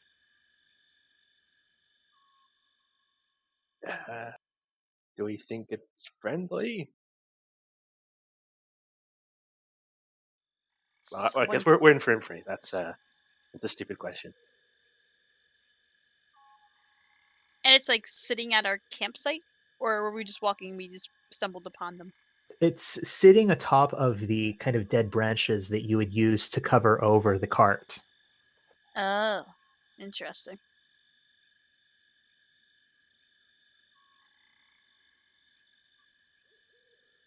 Do Yes. we go up to it, or do we go around and wait for us to get all our spell slots and health back first before we go up to it tomorrow? Well, don't know. Maybe Dawn. It sort of looks like a fairy. Maybe you could talk to it. I don't know. If that's a good idea. I just don't want it to steal a cot. Or I don't him, think or them. it doesn't look strong enough to steal the cards. It's Alright. pretty small. Yeah, I'm gonna go. Sure, I could talk to it. One sec. I'm just gonna cast a fast cure wounds on myself. Where is that? Level 2. There we go. Just give myself a little bit of healing. And you know what? Yeah, fuck it. I think Don will cautiously flap over and he's gonna wave from kind of afar and say, hello? As you call out, this figure turns to face you, its wings spread out, looking about twice the size of your own wings, and kind of these ragged bits trailing off the edges. Again, midnight black. You see that it is wearing, you're not sure if this is a dress or just a really torn up suit or robe or what over its bone white body. You see its face. This now, what more clearly to you seems to be some sort of a very strange looking fairy. The eyes oversized in its head and pure black, no uh, no other color around it. Smiles wide, and you see as it does, its mouth is just full of teeth, not just of a toothy smile, of what look like 2 or 3 rows of teeth, and not all the same size either. And it smiles at you, and then its wings shoot straight down. It darts up about a meter, and it vanishes. Whoa! What the hell? Hey! And I don't see them at all. No. I look back at the others. Shrug. I don't know what the hell that was. Did you see the teeth? No. Yeah, we were back here. It was some kind of a freaky fairy slash moth thing. It had like big black beady eyes and it's got these sharp, nasty looking teeth. I don't know what the hell that was. You look like you've seen a ghost. Maybe I did. Maybe that was like a dead fairy or something. Is Wouldn't it possible for swamps to be haunted? Wouldn't you know if there was such a thing as a dead moth fairy? That's what I think. I don't even think that was a fairy. I think it's just a coincidence that's small. I don't know what that thing was, man. It did look Guys- kind of fairyish. Perhaps it's best to make note of it and see if it comes up later. Sure. I wonder where it went off to. I mean, it probably went invisible like you did, Don, I guess. Or Maybe. maybe just vanished They in just other ways. smiled at me. Yeah, they smiled at me and disappeared. At least it didn't attack. I Hopefully was a it's little not. worried about that. Hopefully it's not gone to tell anyone else we were here. And she was, wearing this dress.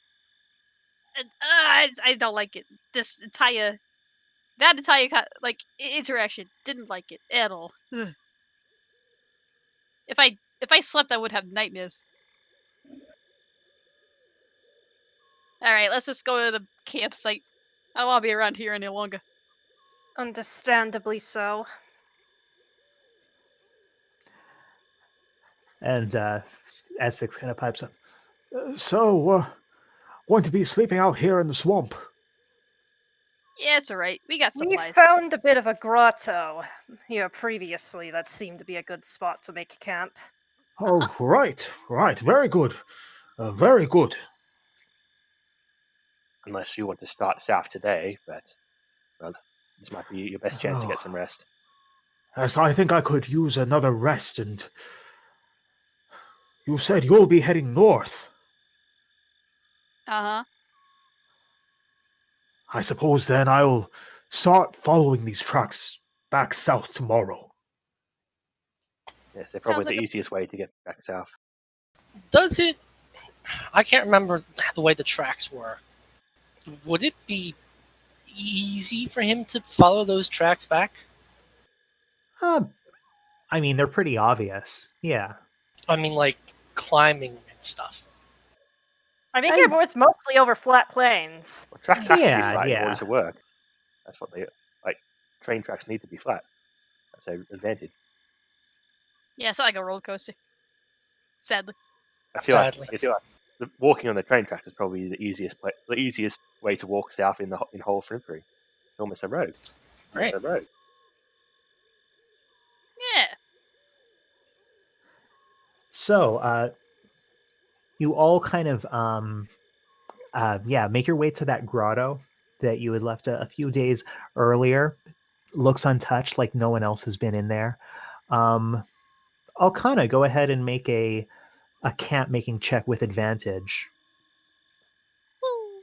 Don't roll natural 20 like I did. Yeah, you all kind of take some time to kind of pull what you can from the environment and try to get it cozier in here, but you can feel this sort of frost coming in, or a cold front. You're not sure what, but you feel like you haven't quite warded this camp against the elements as well as you'd like. Even in this grotto, you get the sense that it might be a tough night's sleep here. Well, at least it wasn't a crit fail.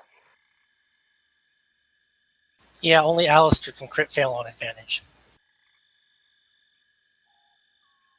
I think while she's doing that, Don would set up his little alarm string. All right. Yeah.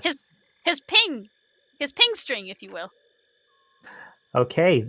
Done. You set up your string. Do you do any other rituals? You ritual caster, you? I feel like not you know what? would want to suggest that he have a look at the stuff we acquired today. Yeah, those are rituals that I could ritual up. Wait, what is the limit on this identify? Can you just do everything? I think you just identify anything. Let me check. If you mean like how many, you can only do one at a time. Yeah, but like, does it use spell slots? Or how does this work? Well, ritual casting doesn't use spell slots. Oh, right. Yeah, if it's a ritual only thing, you can just do it, whatever, but it has to be a ritual. Yeah, so I'll do the first one, and then after 10 minutes after that, they'll do a second one. I think it'll be okay for that. Okay, so what's the list of things everyone's going to give to Don then? Probably the horns first. Horns, Horn, boots, the- and ring, basically. and I guess Yeah. the amulet, just in case. Oh yeah, definitely the amulet.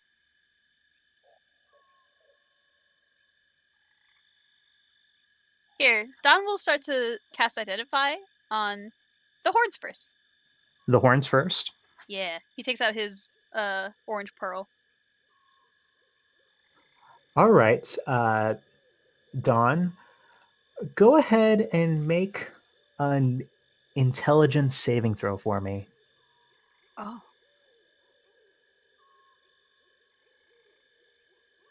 +2. +2. 14.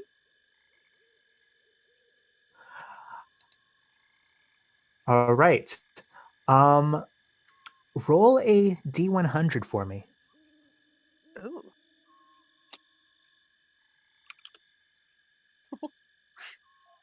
Gotta roll low. Oh.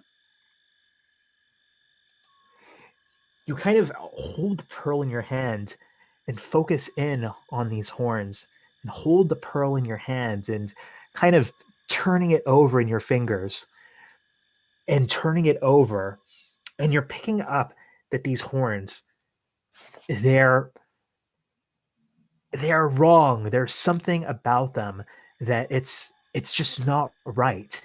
It's not a sort of magic. It's not a sort of item that is from here, but all you can do is focus in on this pearl in your fingers and turning it around. And 10 minutes pass, 20 minutes pass, 30 minutes pass, and Don is still just obsessively turning this pearl in his hands. Are you okay there? Am I just like in a trance right now? Yeah. I mean, you can hear them, but you feel like you just need to keep turning this pearl around. He's just turning. Should we slap him out of it? It normally doesn't take this long.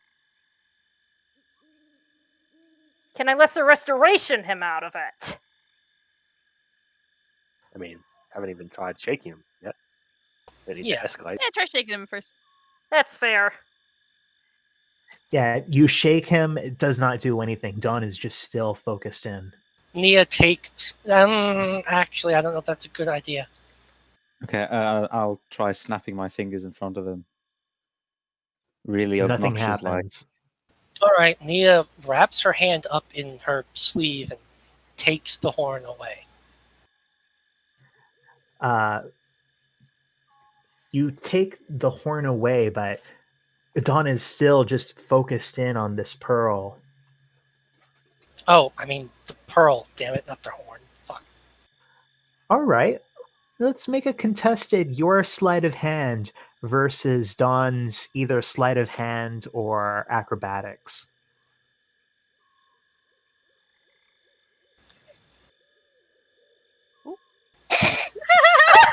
Great. That plus 12. Why is my sleight of hand Right. so low? Don, suddenly this pearl is gone from you. It's been taken away. And you look up and you see something foul, something evil, something wretched that has stolen this from you. How are you attacking this thing to get your pearl back? Ah! Bubble!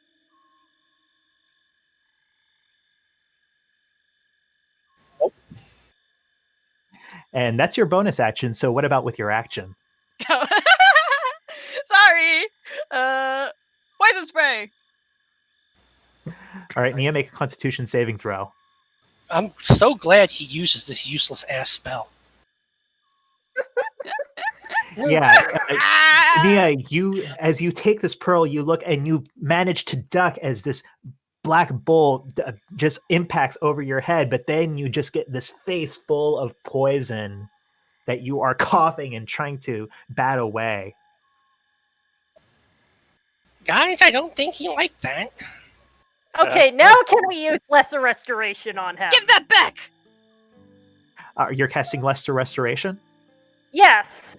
All right. As Alcana suddenly lays a hand on you, Don, you feel this rage kind of ebb from your mind. We had a bit of a moment there with that thing. Can I like squint at Nia and see now that she's like Nia and not some kind of abomination? Yeah, that madness has left you. Oh shit! Oh, hey, Nia, I'm sorry. Oh, Oh, don't worry, it's not the worst team hit I've had today. Sorry. Maybe don't try and identify that one first. yeah. Yeah. Oh, that thing was wrong in every way possibly could have been. I think Sounds like what your brother said. anything made of creepy crystals usually seems to be wrong. So does that Yeah. mean we should, I don't know, the boots? Are there any crystals attached to the boots? No, they look like some pretty swanky heeled lead boots. I reckon Yeah. the boots and the ring should be okay. Boots probably more so.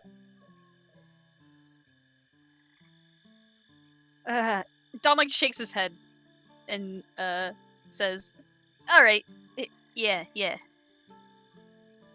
If I, I can identify the others. Just if I start freaking out again, I hate that. I hate being controlled. Ugh. Oh, you're braver than my brother. He pussied out after just one of them. Really? Yes, you were there, remember?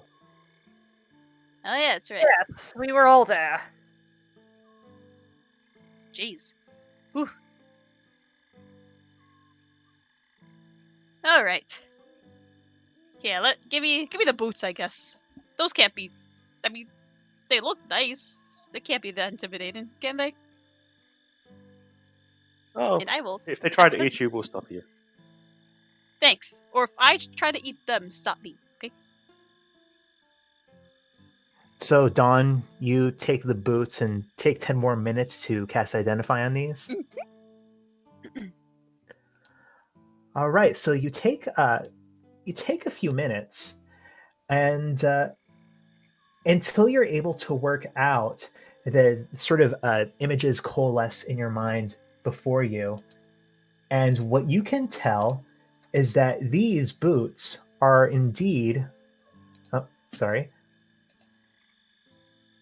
Can you see that, Dawn? Oh, yes. That they have some unique properties. Whoa. I think like he comes out of his trance and he looks straight at whoever was holding him, and he says, these whoa, these are crazy. If you wear these, you can go straight up and down surfaces. Like you can walk on ceilings. These things are like it's like they're glue except whoa. Well, Would now I you- think we understand how she got up the pillars. Wouldn't you just fall out of the boots? Apparently not. I Huh. mean, do they fit you? What size are these boots? They're high heels, dog. They are high heels, dog. I don't mind. Yeah, Loki! Yeah! Oh my god! Try 'em on. Yeah, might be a little tricky. Probably go up to your knee, but you could probably force them onto your feet. We have a bag of. We do have a bag of molding. Hmm. That's right. So, are you sticking these in the bag of molding? Hey, why are you going, Because I don't think we've ever tried putting such a magical item inside the bag of molding before. We put the War Priest armor in it before, and that worked fine. What? The War Priest armor, you know, the stuff we got off Stosana? This corpse? Yeah, but we got that from like an icy and not some lady who was trying to blood ritual summon demons. Okay, I that's mean- fair. Don, like, looks up at you and says, there's nothing really, sinister about this thing. It's just, like, It's straight up makes you walk on walls. There's nothing. Yeah. I feel like the disadvantage of having to wear high heels is a bit counterintuitive to walking up walls. Well, hey, maybe I if you keep it in suppose your that- bag. Yeah, and like if there's a cliff we gotta climb up, just slap on the heels, you know? Oh, I figured they would have to be. Oh, okay. Yes, So, I suppose we can share them, use them when necessary. so are you putting them into the bag of molding? Do it, Logie. Do it. Like basically, Don told you guys like, they ain't no. If it doesn't make you climb up walls because I don't know, some demon is holding you up from a different plane or anything. It just makes you walk up walls. Nothing sinister about it.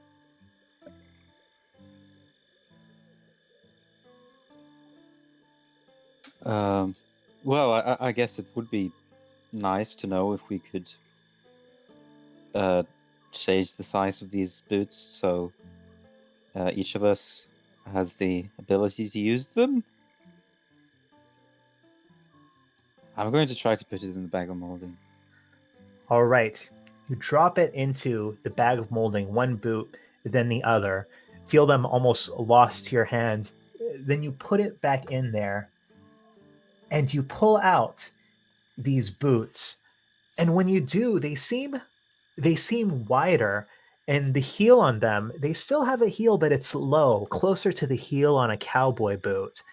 And they look like they'd actually be a perfect fit for you. They're still that bright red, but Logie, you get the sense that you could wear these boots pretty comfortably. Oh, that's nice.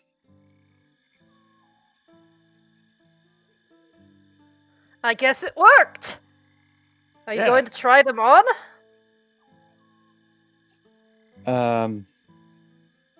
Sure.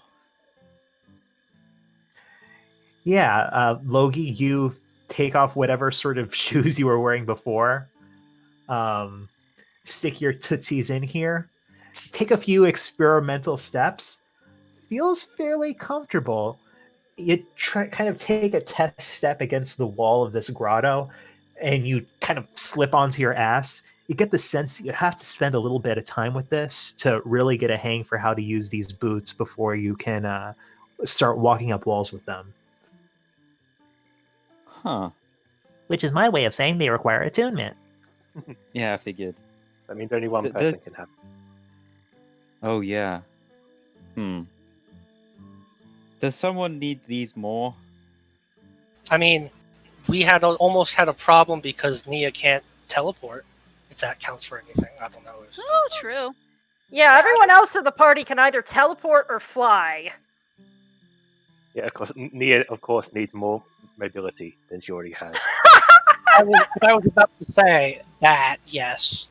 Imagine fucking the anime Naruto running on a wall. Okay, give it to Nia. Well, Okay. I truthfully want to see what the ring is all about first before I do that. But yeah. Oh, of course. Yeah. Okay. Yeah. Why don't I think Don, while they're screwing with that, is gonna cast his identify on the ring.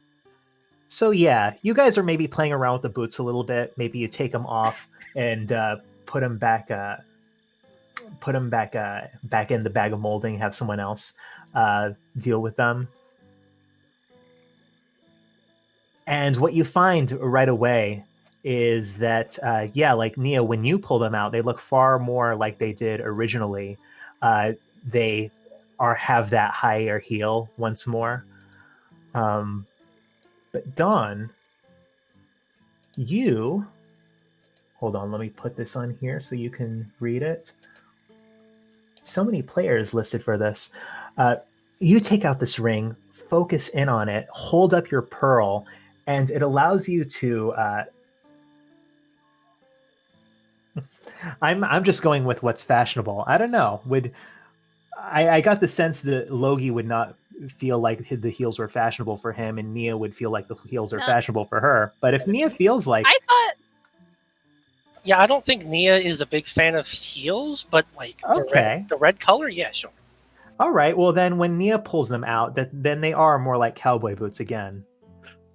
But thinner and more fit to her shape. Yeah. Yeah. They're fit for your shape. But yeah, Dawn, as you focus in on your pearl, you can see like this ring for a second engulfed in flames. When you get the sense that it does its own neat things. Can you see that? Ooh, I do. Huh. Well, what did you find out?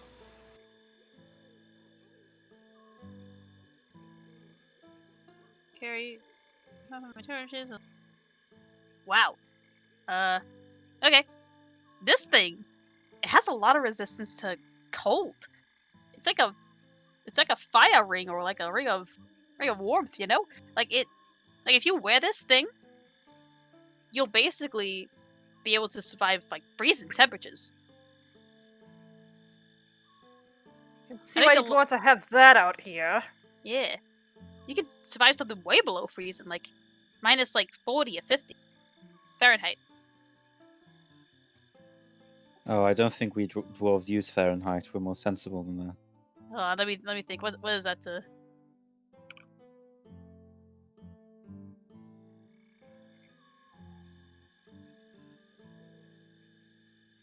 But yeah, that's like Yeah, a it's, 10 Celsius. Damn. I don't know what he did. 10 Celsius. 10 Celsius. But yes. Wait, it's 10 Celsius? Yeah, like you can survive 10 Celsius. Like 10 and below is bad, but 10 and up is good. Oh, so it's above freezing. Wait a minute. Wait, I'm a dumbass. It isn't that cold. Negative 50. Not negative 45. Hey. Negative Yeah, 45 Celsius is what you can survive. sorry. negative 45 Celsius. Okay, that's more like it. Like 10 more degrees Celsius. That's like, I don't know. I could probably walk outside comfortably with a t-shirt. Yeah. Sorry, I was adding the negative. Well, that will come in handy up north, I assume. Oh Yeah. yeah. So that's all it does is prevents hypothermia. By the way, yeah. Actually, let's deal with this before I ask a question. Well, I was about to say, I think logically the best person to have that is Dawn. I feel like your small body will be more susceptible to the cold from a purely logical standpoint. Maybe you're right. You know, remember that one time I was on the boat and I kind of became a icicle. Kind of don't want that to happen again. Now that I think about it. All right. Hey, yeah. Put that thing in the bag of molding. I'll take it. Unless anyone else really hates the cold. No, that sounds like it'd be good for you. All right. Hey, thanks. Great. So Dawn is taking the ring of warmth, and who's taking the slippers of spider climbing? Slippers of spider climbing. I guess Nia is. All right. Let me put that in your journal.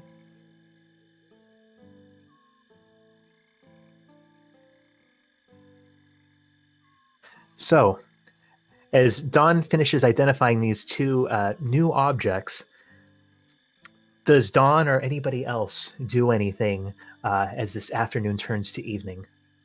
I'd like to identify the amulet I have with the compass in it. All right. Let me look at the description again for identify. Choose one object. It is a magic item. You learn its properties and how to use it. You learn whether any spells are affecting it. It was created by a spell. You instead touch a creature. So spend 10 minutes holding this kind of globe amulet. And at the end of that, you don't get much out of it. It's not a magic item. it's not under the effect of any spells. It seems like it's actually fairly mundane, and that effect where you see a map only if you hold it at a certain distance from your eye is not actually a magical effect, but more a phenomenon of the way that it was crafted. Oh, he like kind of like does that thing where he tilts his head forward and back, looking at the little change, and he just says, "This thing ain't magical at all. Damn it." I have a suggestion.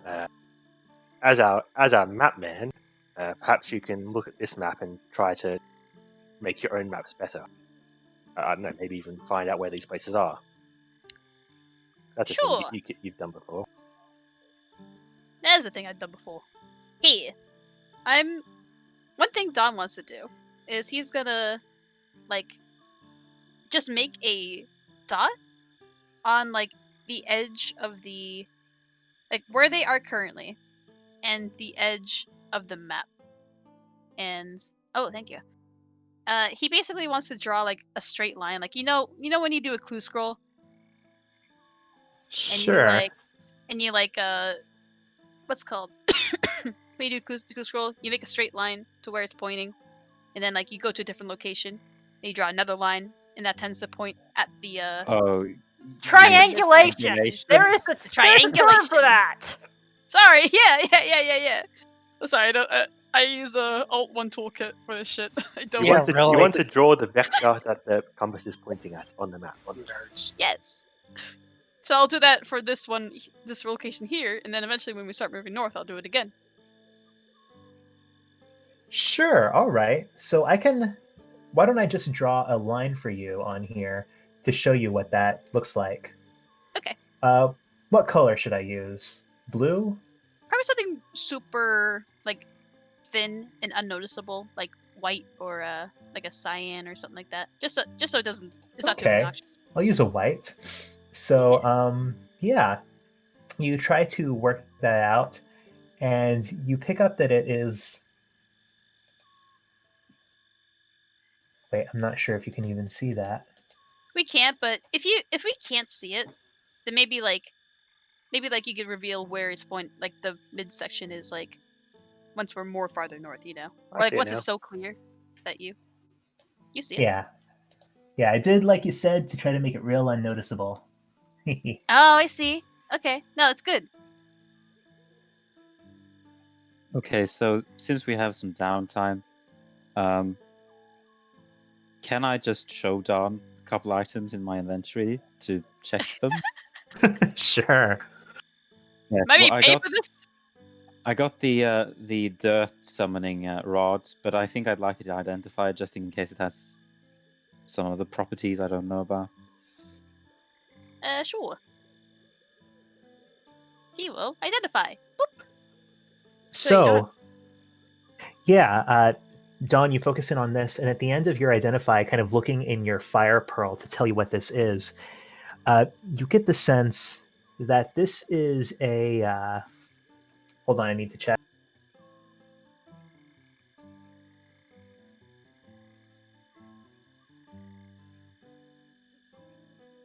You get the sense that this is some kind of a transmutation based artifact that it is used to open a portal to to some kind of almost like an accumulation of dimensional debris, almost like a place lost in the flows of time and dimension, something very similar to a pocket dimension, but that it can only open this portal, only open it maybe at most 3 times per day, and only for maybe about 6 seconds at a time. But it always leads to the same place. Okay. And if you were to hop in it and cast it again, would it give you 6 seconds to hop out? You get the sense that once you are in that place, if you wish to leave, it's a bit simpler, or at least the window to leave is longer. Okay. This thing, it's like a transmutation spell, and it basically lets you teleport to some kind of a pocket dimension for a little while. It's kind of a nice way to Huh. escape somewhere. Are we sure Last the time pocket it- dimension isn't full of dirt? Well, it seemed to deposit a lot of dirt last time, but I suppose if I remember to keep using it, maybe eventually it will be empty of dirt and we can enter it. It does look like the place you're gonna enter is kind of messy, almost like dimensional debris. You know. Oh Yeah, well, I'm sure it's fine. but you tried again, Loki, to point it away from all of us. Yeah, Yeah, I'll point try away from the to campsite. open this thing again. So, Logi, you take the wand, wave it, and there's this crack as there is just this almost like these twinging lines of orange static electricity open up on each other, and you just see a few pounds of dirt belched out onto the ground of this grotto before it closes up again. Looks like the portal's underground or something. Well, I suppose debris is an accurate way of describing it. I'm just saying, what if you use that on, I don't know, say some guy that's about to punch you, and it's got a face full of dirt. I'll think about it. There might be more effective weapons. Okay, let me see what other items I have. I have this mace from an ice scene, but I think I already know what it does. I have this stone sliver. Or did I give that away? I think I still have the stone sliver, which is part of the feather of an ice scene. I have the pear, but we already know that is. Well, have we tried to identify the pair? Or do we think that's I a have bad a idea? feeling that would end the same way as trying to identify the other crystals. Let's not try that. I mean, there's also the bag of Hmm. molding, which was apparently some otherworldly thing. You know Huh. what? Maybe there's something about this mace I'm missing. You can identify this too if you want. Sure. Hey, you're lucky I don't sleep, because normally I went to bed at like 8 p.m., you know? And he says identify it. So yeah, Don, you take some time, identify this mace, and at the end of it, you do detect that there was some kind of some form of divination magic that had been cast on it that was used in creating it. But other than that, you don't learn anything, Logi, about it that you didn't already know. Yeah, I tell him basically all of that. Yeah. Anything different? The armor didn't seem magical, did it? Oh, the armor that you picked up? No, it did not seem magical. It seemed like it was well crafted and oddly preserved, but didn't seem like there was magic about it. I have all these documents from Wold, but I don't think he'd use magic paper. You never know, man. There's the stone sliver, I suppose. This used to be an Icene feather, but it's petrified. I doubt there's any magic in it, but you could try. Well, we could use detect magic first to try and figure out what is magic and what isn't. Oh yes, that's a much better idea. Out of character, this is going to be complicated. Are we just going to keep throwing things from our inventory and ask if they're magic or not, and then Yeah, why not? Cast a detect magic on it and then have Dan identify it. This is, you know. So, since I know it's a ritual and multiple people here, I think, have detect magic, you throw up a detect magic.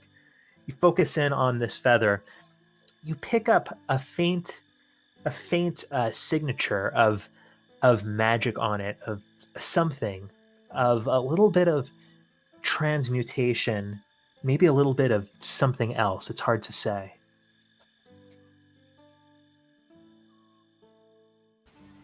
I guess while But that's very up, faint. Nia kind of takes out that prosthetic eye we got out of that dragon that Toothpicks bitched out of identifying and says, "Do you feel anything off of this?" Oh yeah, wasn't Tupix kind of freaked out about this thing?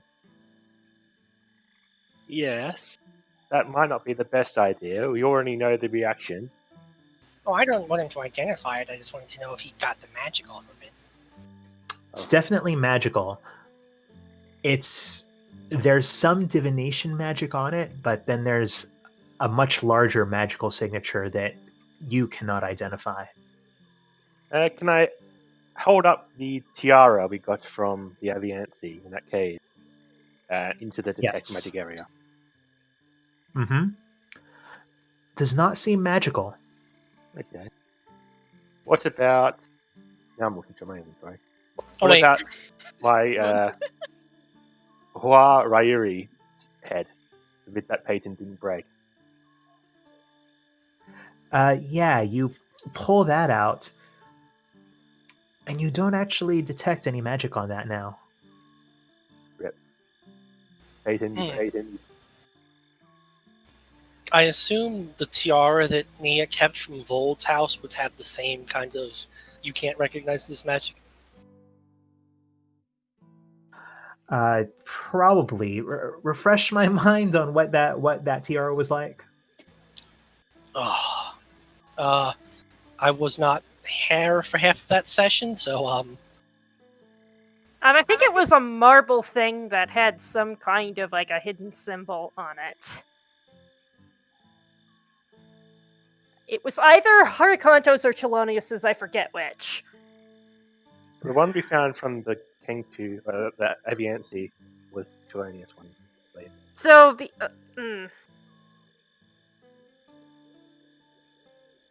Oh, like sort of like a diadem. That's not how you pronounce that word. A sort of a diadem headdress with the what you think is the Harakanto symbol on it. that's what it was. Yeah. yes. Yeah, that you try to detect. There is magic on it, but it's who is actually detecting the magic? I have it prepared, so I can say I'm doing it. Okay. Uh,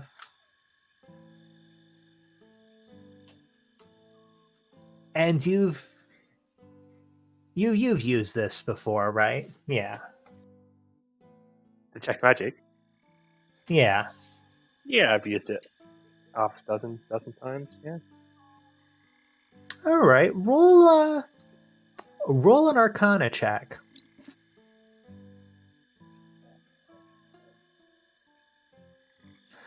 Oh, yeah. There's a very faint magical signature on it, but again, not something you can easily identify.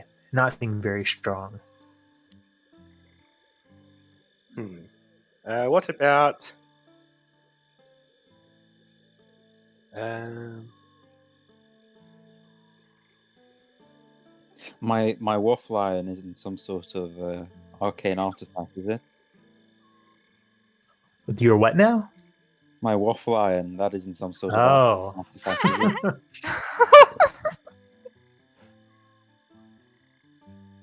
Yeah, if you try to detect that, go ahead and roll a Constitution saving throw, DC 25. Oh shit! Oh shit!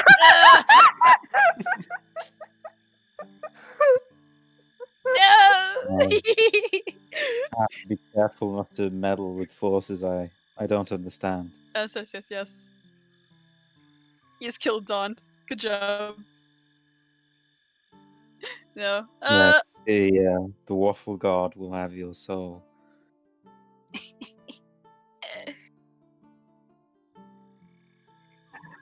All right. Anything else? Well, it's not necessarily an identifying thing, but I think that Elkanah has something to say to Loki.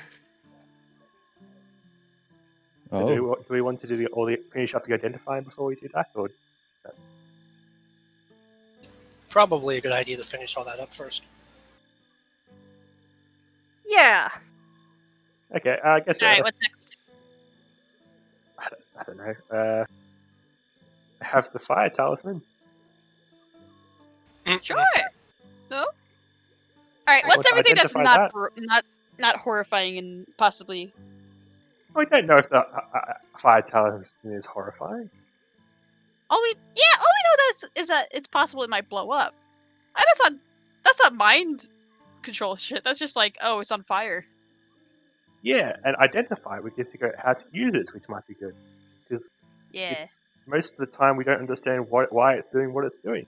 We attached it to a door once, and it cleaned the room behind the door. Oh. All right, I'm gonna identify it. All right, Dawn, you focus in on this fire talisman, trying to identify it, and you see, as you do, staring into your fire pearl, that one of these bending, twisting spikes of soft gray stone around it actually seems to grow slightly longer. Go ahead and make an Arcana check, Dawn. Oh. Interesting. All right, that's not bad.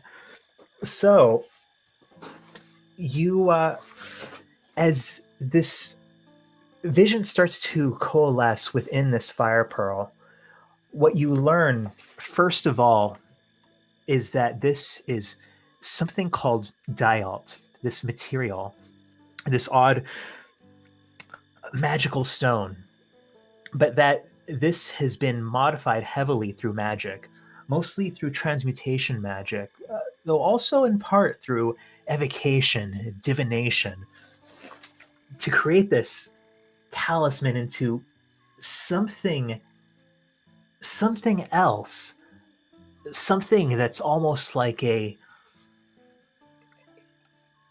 bottleneck for pure anima, for pure arcane energy, something that focuses it in. And you get the sense that if casting the proper spell through this, something that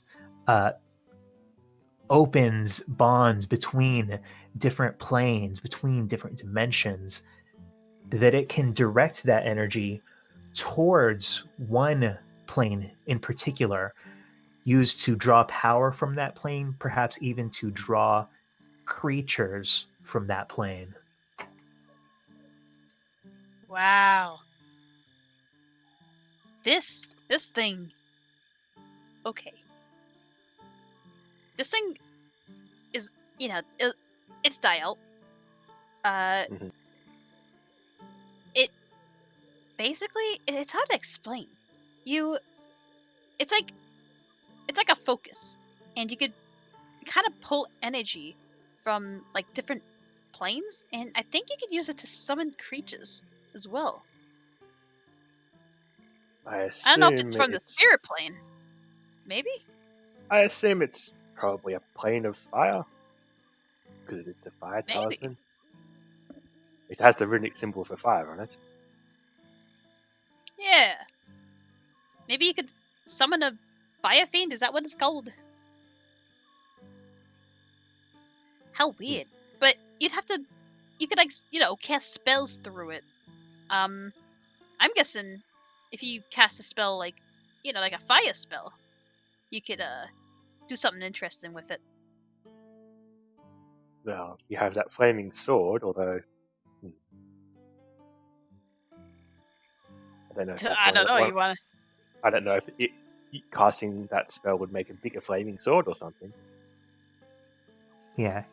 The description I gave you was if you cast a spell through it that is something that pierces between planes or across space, across dimensions, anything like that, that it may rechannel it to the particular plane that this talisman is aligned to.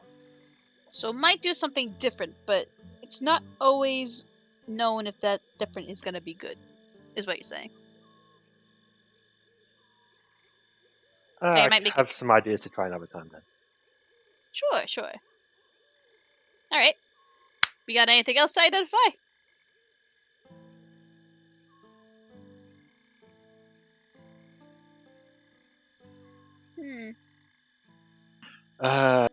I don't know. For the sake of it, if I bring my detect magic on this dwarven matic I got a few weeks ago, I don't suppose that's magical. I doubt it. And It is not. Emphatically no. Fair And you're enough. bad for asking that question. Oh, I don't know if I don't ask. Just yeah.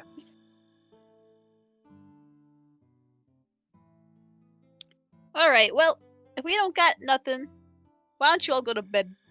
It's been like 2 hours of identifying shit.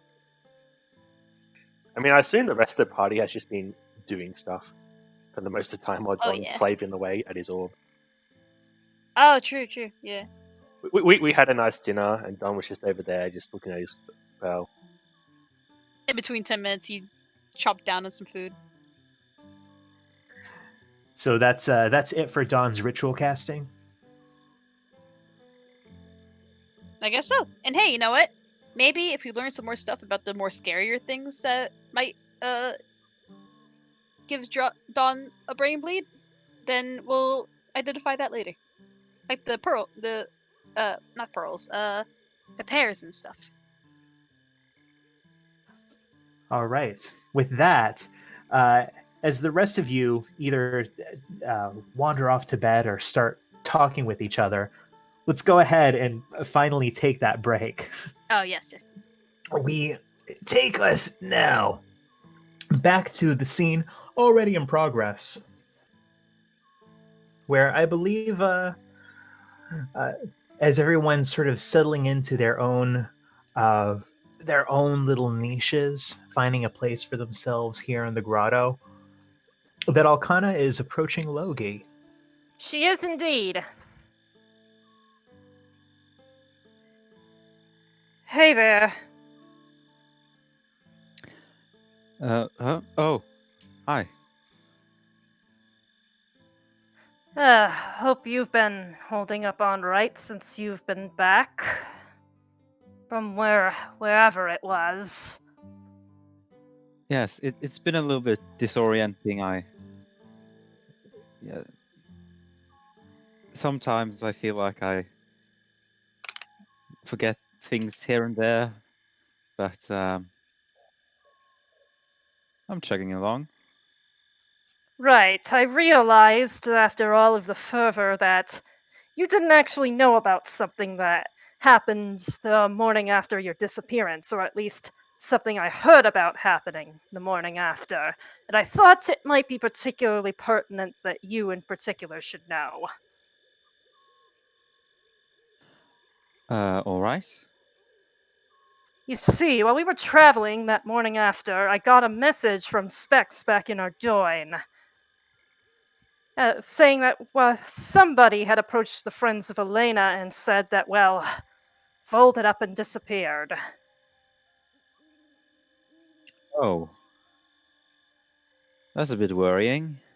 Yes! You can see why I might have brought that to you specifically, because, we never really did figure out exactly what he really wanted or was involved in all of that. And Huh. No, I suppose not. suppose he wouldn't be too happy about us breaking into his estate, too. But I No, suppose that's but another matter. we did. I mean, we did help him a little bit.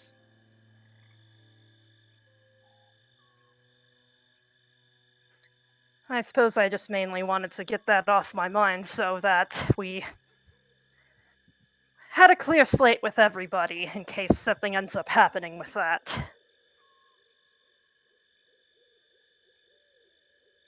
Yeah. In fact, I thought it might have had something to do with your disappearance, given the timing of it. Oh. Oh no. Not as far as I'm aware. I sure hope I didn't see so. anyone like him. Huh.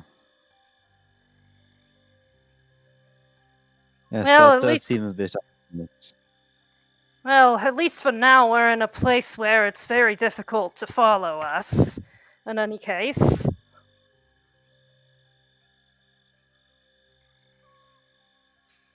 Yes. I suppose if he did want to follow us, he'd have to be pretty desperate to follow us in here.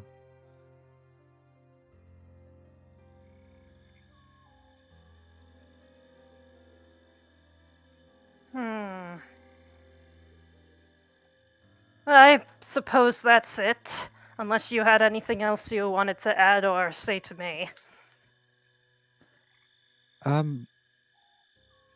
No. I don't think so. So much has been a blur lately. I'm not really sure how to make sense of it myself. I can certainly agree with you there. It's lots of information, not enough time to put it all together.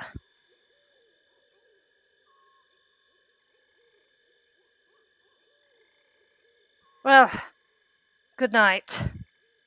Try not to disappear on us again, okay? I'll try.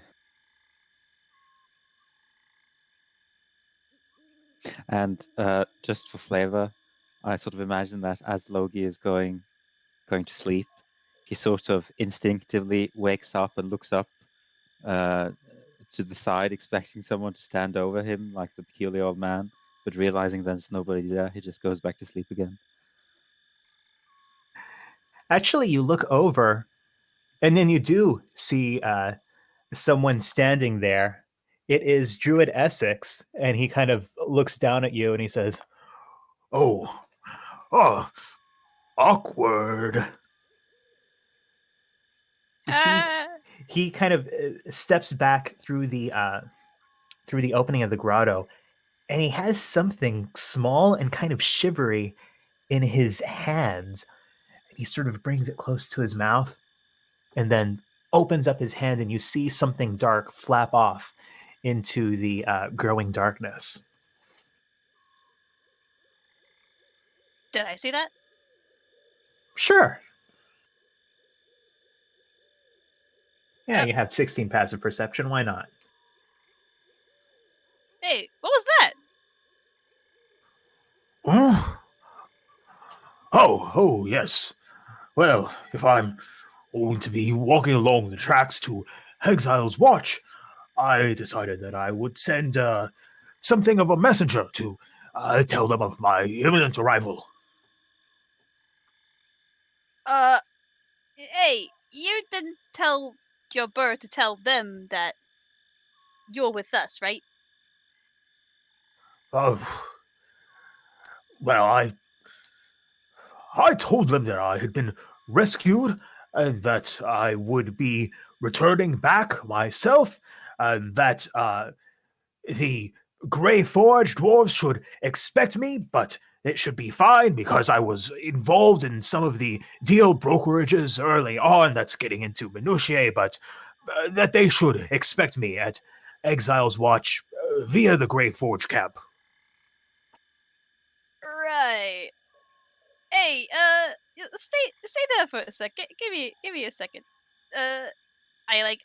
Okay. Don kind of like flies over to Datrix and says, "Hey, if this guy goes back, that means that, you know, everyone at Exile's Watch would know that we're up here,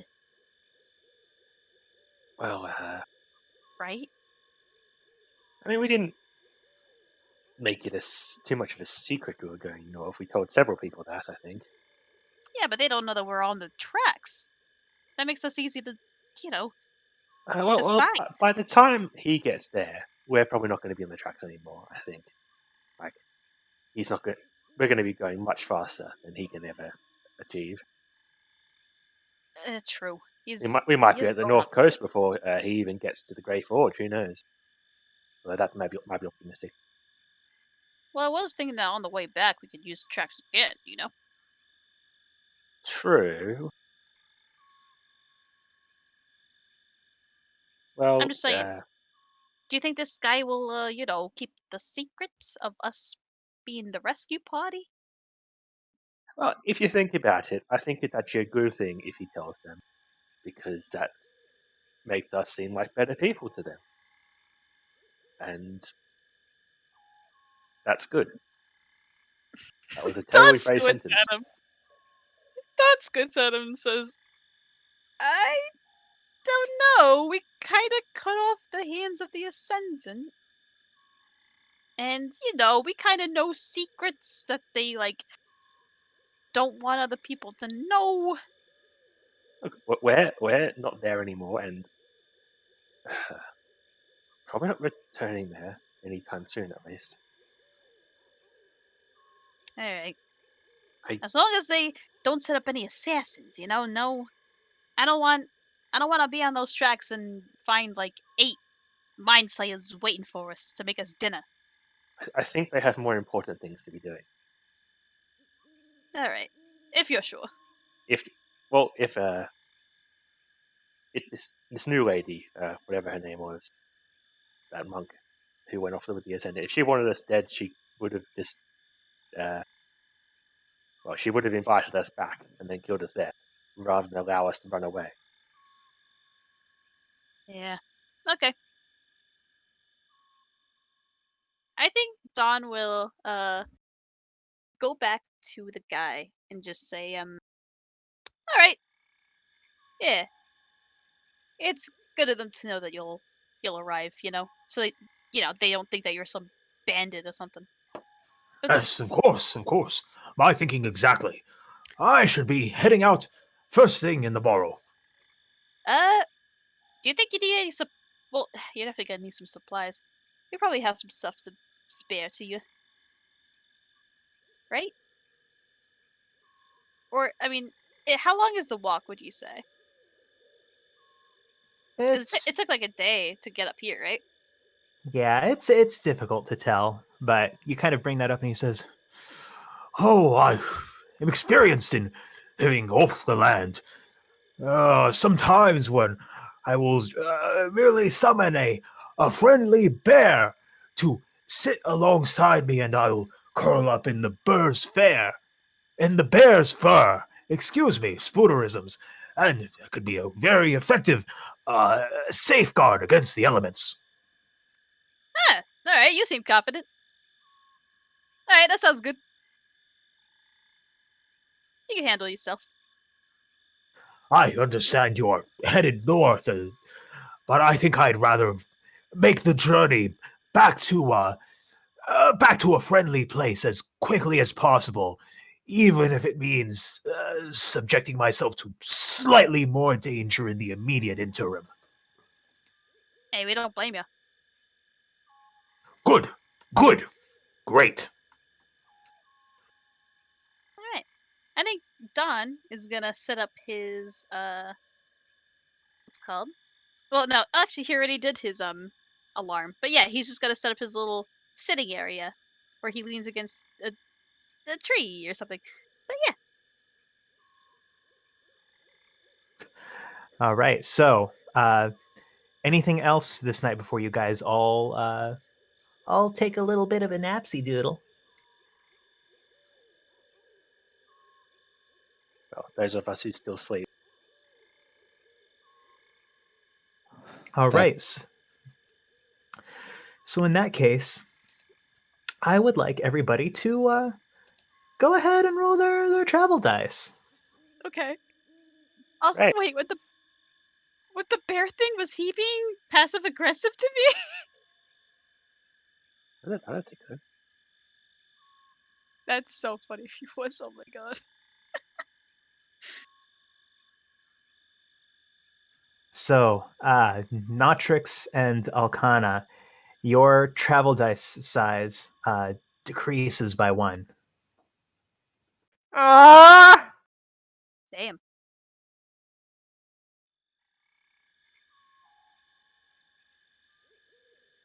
Did Nia roll?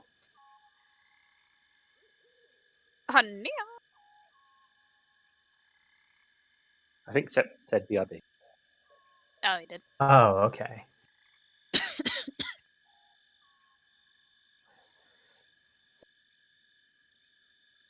It's okay. We can just continue while Yeah. Yeah. And after you guys all finish rolling your hit dice, I'd like everyone to also go ahead and make a Constitution saving throw. No.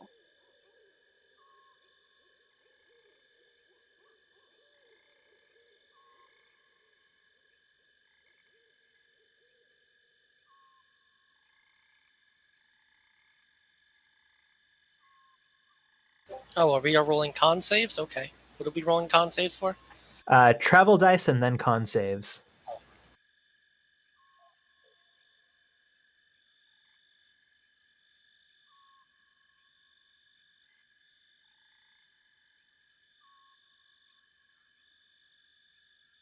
Oh, I have to do the thing, right? No. All right. So, let's see. And I think you all would probably get that +2.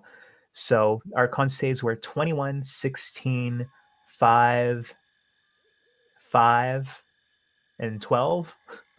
Yeah. All right. So Nia and Notrix, as the morning comes, you're almost shocked awake. The cold snap that Alcana had sort of vaguely anticipated the last night has come in full force, and you feel yourselves half frozen. Notrix, you didn't actually need to sleep, but you still feel this chill dredge in on you, and so Nia and Notrix, you both still get the effects of a long rest, but you both have a point of exhaustion for the day. Oh. You said I don't suffer exhaustion from lack of sleep, but I assume that doesn't apply here. Yeah, this isn't the lack of sleep. This is that the cold that's settled in on you without moving, being here in this place. Lucky Don and his ring of warmth. I'm all warm inside. Oh yeah, so I guess Dunn didn't even need to roll that con save. Yeah. Look at me. It's cold. Does that mean? I'm sorry, I should have done a better job preparing the campsite for that. Oh, What do you mean? I'm not cold at all. Yes, you have something that's keeping you warm, Don. This tuxedo's not. Oh. Looks I at mean ring. the ring you identified yesterday. Did you forget already? Listen, this thing. I'm used to rings. All right. And Don, you can see as everyone has already kind of awoken and taken care, started packing up, that everyone else, their breath is gathering in front of them. But you feel like it's t-shirt weather. Wow. In fact, it's a little hot in here. But yeah. All right. Maybe we'll try to get a move on quick, and you guys could heat up a little. As I sat here all night, and for some reason I didn't think to put on a jacket as it was gradually getting colder. Wouldn't want to be you right now. I mean, let's go. Yeah. Well, we got to put in some effort to get these minecarts back on the road, but yes. Definitely. So you all file out back to that area where you had concealed the mine carts, which are still there. This time you don't see any strange fairies lurking about. You managed to uncover them. I was gonna say, I'm keeping my eye out for that. But yeah. So what are you doing to get these mine carts back up onto the track?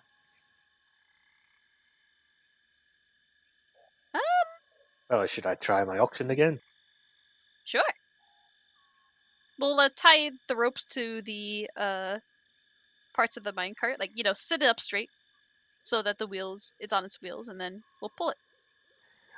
All right. So, yeah, you summon these oxen, and because you already kind of went through this once, figured out all of the niddling bits of it, and you're just following that exact same path, I'm not even going to make you roll for them. That together, it takes a little while, takes, a half hour or so, but manage to get them all working together, drudging this line of carts one by one back up onto the track. One, then the other, then the other. Logie goes in, reattach all of them at the joints. And yeah, soon enough, you get them all set up back on the track. I don't know if I should say it, but could I have attempted to cast conjure animals using the fire talisman and make fire? I don't know, because that's You reaching want to into another cast plane. conjure animals via the fire talisman. No, that pulls from another plane. Okay. I guess I did start talking before you could say, so ignore everything that I just said. Mm. So, Logie, you sorry, why did I say Logie? Notrix. You focus through the fire talisman, grasping it in your hand, looking forward, trying to focus on what it feels like, what it looks like when you pull forth creatures from the spirit plane. So you focus in. You see something start to apparate in front of you. 8 somethings, but they are not the creatures from the spirit plane that you would expect. And instead of that odd spiritual shimmer, instead you see these flames bursting all around them. And suddenly in front of you, you see these 8 fiery creatures, almost immaterial, almost without clear form. But when they do, they seem to have small horns, spindly limbs, and they do not seem like they are fully under your control. Whoa! Oh, great! Notrix.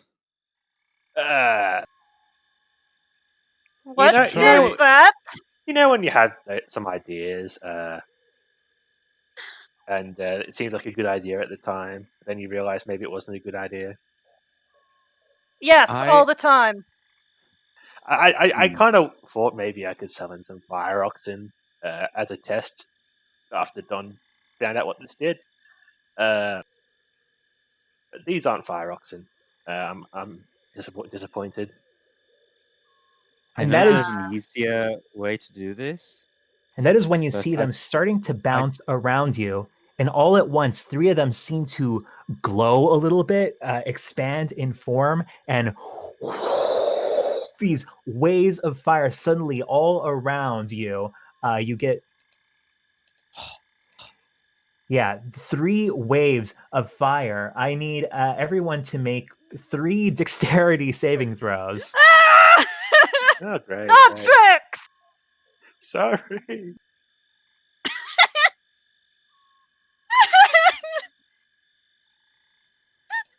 And so you take 7 fire damage every time you get less than 11.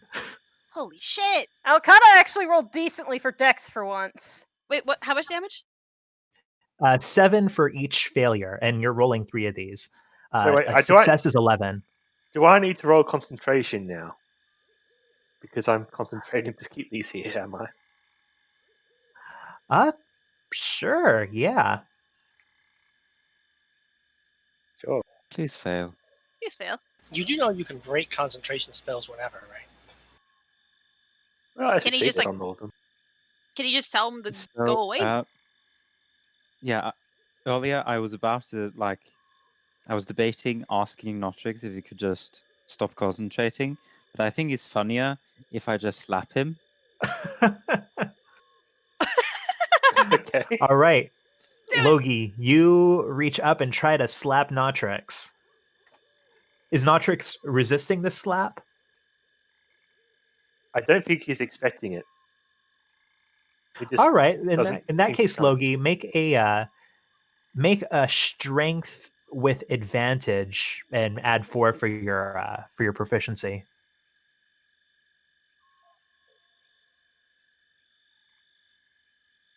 Oh yeah. He What does it look like? And you slap him upside the head. Man, oof. um, I imagine it's like sort of cartoony, like he slaps him and it goes, it's like so hard that makes like an indent, like it molds his Jesus. face, and like just like slow-mo, he's sort of like thrown, his face is like thrown to the side, like "Bleh." Yeah, just this dwarven handprint left in the flesh of your face. Nautrix, go ahead and make a concentration check with disadvantage.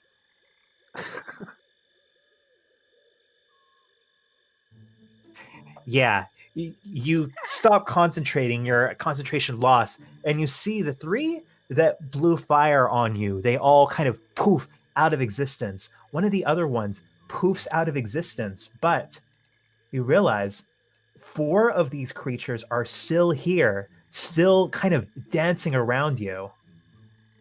Ah, Can I quick, cast slap a him spell? again! Can you what? Can I cast a spell? Dispel. No, can I Dispel cast magic? a spell? Oh, sure. I'd like to cast Tidal Wave just on all of these, just to put them out. All right. Okay, so that's what kind of saving throw is that again? Dexterity by the looks of it. Dexterity. All right. 20 damage, apparently. Which maybe they take double damage with this sword, I don't know. All right. Yeah, they probably would. So, yeah, immediately 2 of them are just extinguished by this, are gone, but then 2 more of them are still there. Are still kind of flittering around, looking dimmer, but still sort of looking like they're menacing you. Guys, I think I need help. Get rid of these, please. All right then, I'm Yep. coming. I'm coming. But before Alcana, you're able to do anything. Oh, Uh, sorry. both of these swell up again like the other ones do and just try to blow their breath over all of you. Ah! So, yeah. Again, this time 2 dexterity saving throws. Both of those were terrible. Wow, And Loki's on this one. nat 1, a 0. So, yeah, 7 damage for every failure. I take none there. But that is when, Alcana, you, with this first strike from the Eldritch Truth, just slice through one of them, and it just poofs into nothing.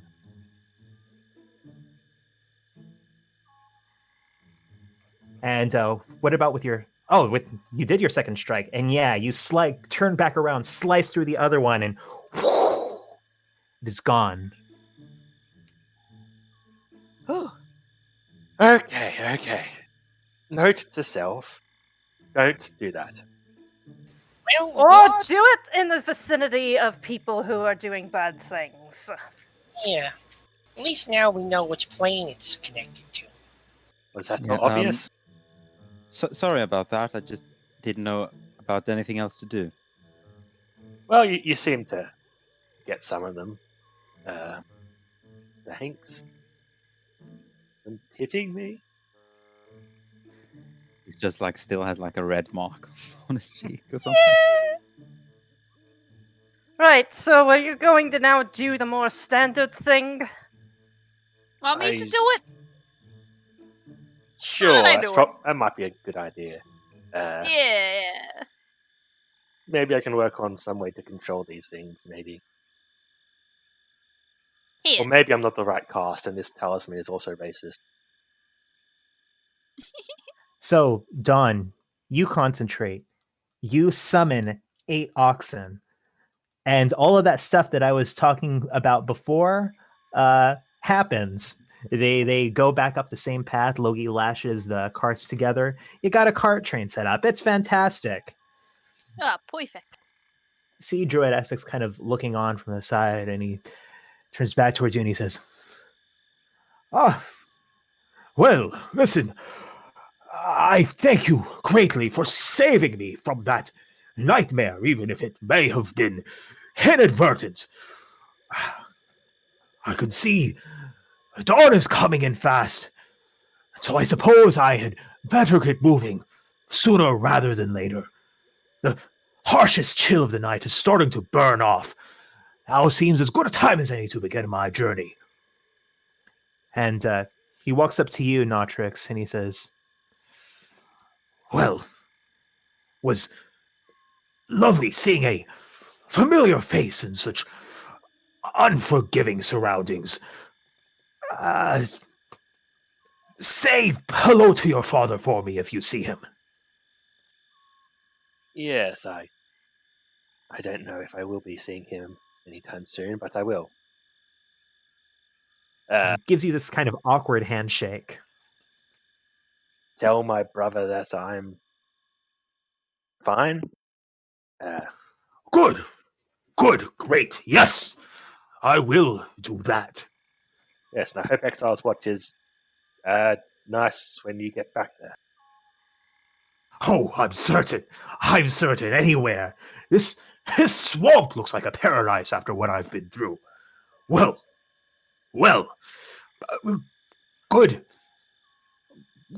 good day to all of you. Kind of steps back, takes another awkward half bow, then turns around and just starts walking. After a minute, you see him kind of stop and sort of wave around his hands. And then you see a snake just appear in front of the tracks with him, and then just start slithering alongside him, this very large snake. Guess he's really got that protection then. He's got a snack. He's got a danger noodle. A danger noodle. Yes. Oh, let's hope the snake can protect Soon me. enough, he's out of sight.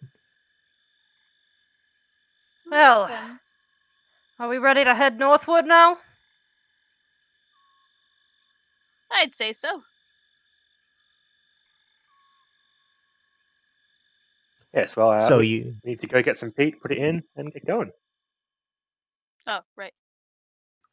yeah, and you remember well enough. You took note of it where you found that positive peat. It takes you maybe a couple of trips to load enough to completely fill the hopper on the front, but you do.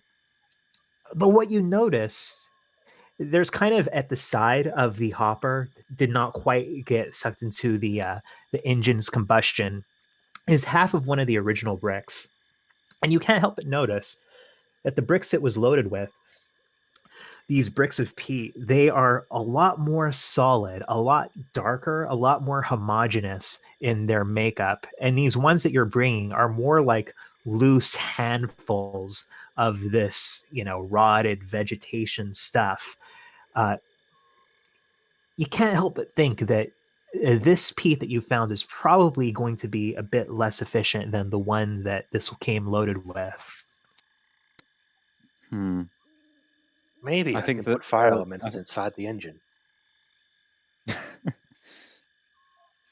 I think the peat the Grey Forge used was a bit more compressed, so I don't think we're going to be as efficient now. But It's better Oh. than having to walk.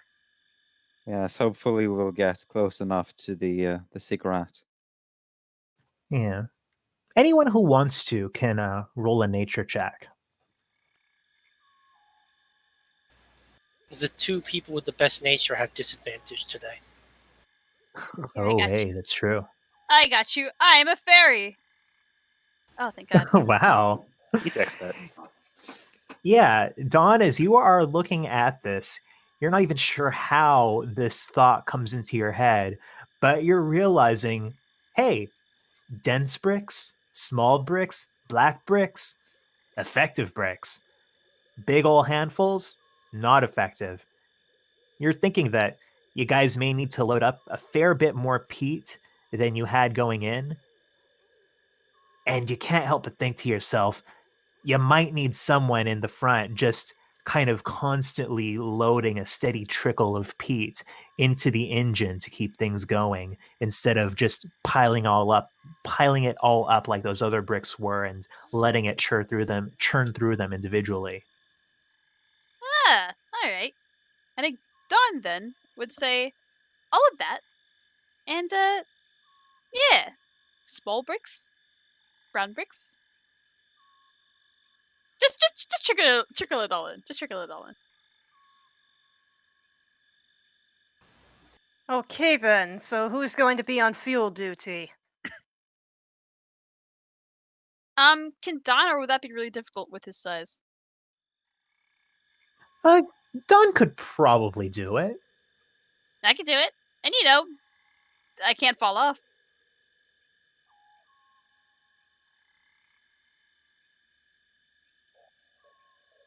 Sure. I think I'm feeling pretty tired today, so I'm not up to it. I'm feeling pretty cold today, apparently. Yeah, me too. My fingers are not feeling dexterous enough to do anything like that. Hmm. I mean, surely if you're cold, it would be better for you to be near the engine where it's warm. You know what? Sure. What You if can I be next sit to near me the while end? I do it. Yeah, Yeah. be next to me. Same with Nia. Come back here. There's enough room. So wait, Nia and who? Natrix and me, but it's like I'm small. Yeah, so we'll have Don in the front cart with the peat. We'll have Nia and Notrix in the middle cart, and then what? Alcana, Logie, and Fox in the rear cart. Sure. I guess so. Yeah. Yeah, slightly crowded, but you can fit in there. All right. I think Don would start loading up the peat, and then he makes sure that the cart is full enough that he could start making some replacements and chugga chugga choo choo. Yeah, you start up the cart. Logie maybe comes up in front and kind of starts off the engine before dashing back into the rear cart. Perfect. You can hear the sound of it kind of boom, boom, something turning over. See some sort of a black smoke start emitting off of an exhaust pipe at the front. Slowly, you feel the wheels below you start to turn, start to turn, start to woo, woo, woo, doo, doo, doo, doo, doo, doo. And Don, you can see that it's kind of the engine sounds like it's working a little bit harder to churn up this rough swamp peat, but it's churning it up, and you begin sort of feeding it carefully, artfully into the engine as you go. Hmm. Soon enough, you are on your way. You see immediately, can tell that you're not going as quickly as you were before, as the swamp sort of starts to fall away around you.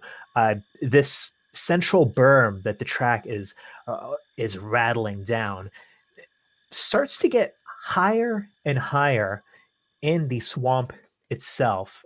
Starts to become more elevated. After maybe a couple hours, you feel like you are coming closer to the edge of the swamp. You can see it beginning to get a little bit drier, and you can see that that the berm itself is starting to rise up. And Nia, you spot it first that in the distance it seems like this berm that the track is going down actually begins to elevate into what looks like some sort of a low bridge or an extended platform. You're not sure. You can also see beyond that just heavy, fog, you're not sure, but it looks like the horizon line is very obscured.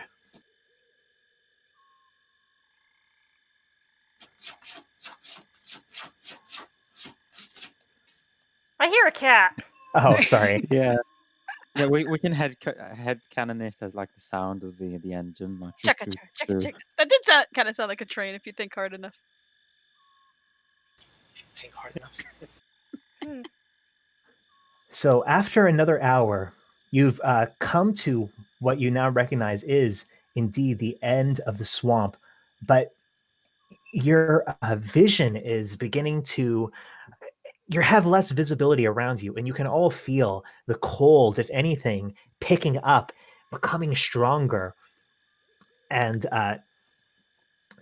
Logi, you've become conscious of on the back of your neck this cold spot. You've swapped it, and you realize that snow, gentle drifts are starting to come down as you become more and more elevated above what now seem to be the plains. The wind whips up more strongly around you. So since we went for an hour, does that count as a short rest? Sure, yeah, why not? Yeah. Yeah, I let's just fix this fire on Yeah. all the damage. Yeah, I was thinking the same thing.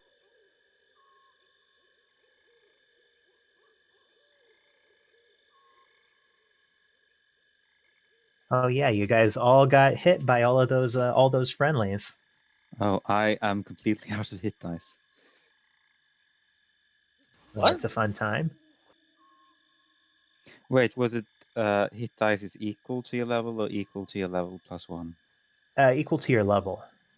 Okay, then I'm out. Do you get them back at the end of the long rest or the beginning? Oh yeah, if I rolled for health at like the start of the rest, I would get them back at the end. That how it Yeah. works? Yeah. At some point in a long rest, you get your hit dice back. Okay, in that case, I guess I have 8. All right.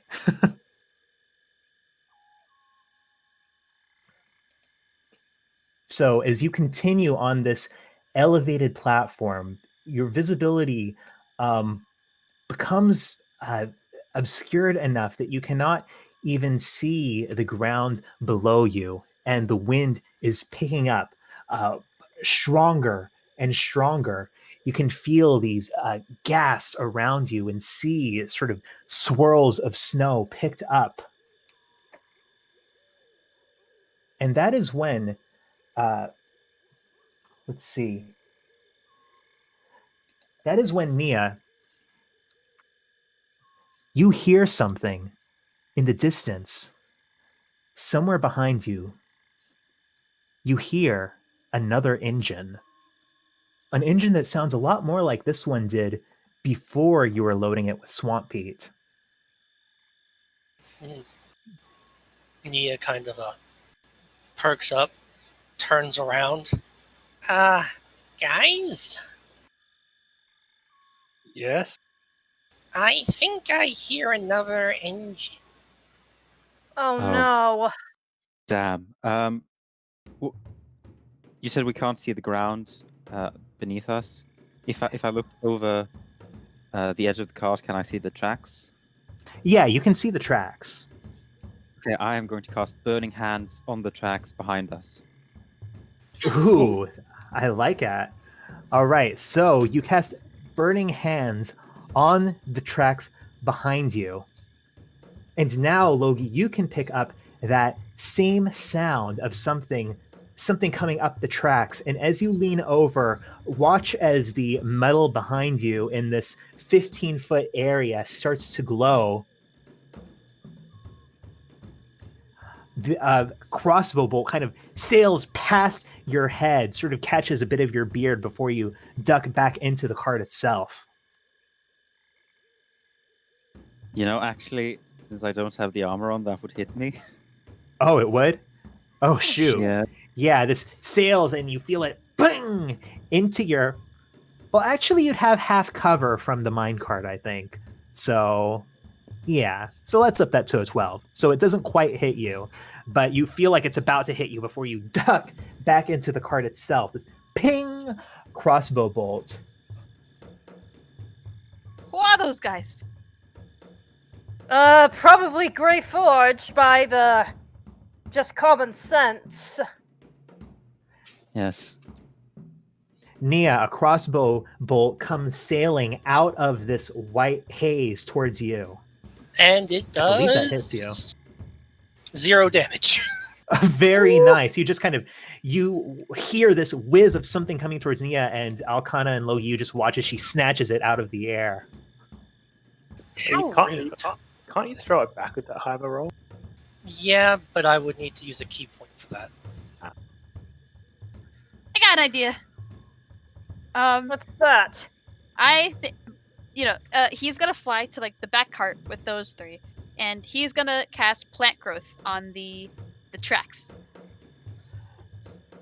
You kind of flit to the back, and as you do, you now catch sight of it. This set of mine carts barreling out of this white haze with this sort of kicking up all of these sparks as it goes over this glowing section of track. You see part of the engine start to flare up a little bit, a log fire, and you see this dwarf, two more riding behind him, shouting out towards you, "Come back here, you bastards!" Wait, do we recognize this dwarf?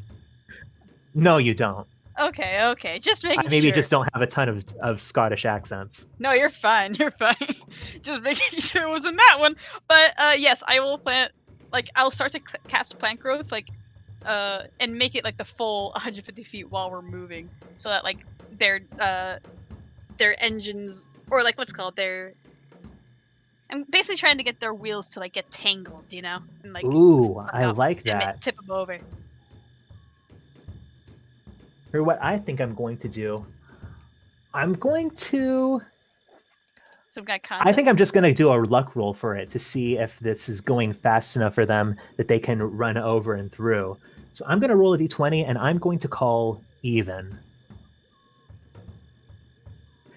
And you watch as these kind of vines start to grow all along the tracks, but then they just they slow down slightly, but these fast wheels cut through the vines. They're picking up momentum, and you can see that they are starting to gain on you. Meanwhile, your cart seems to be slowing down with no one manning the hopper at the front.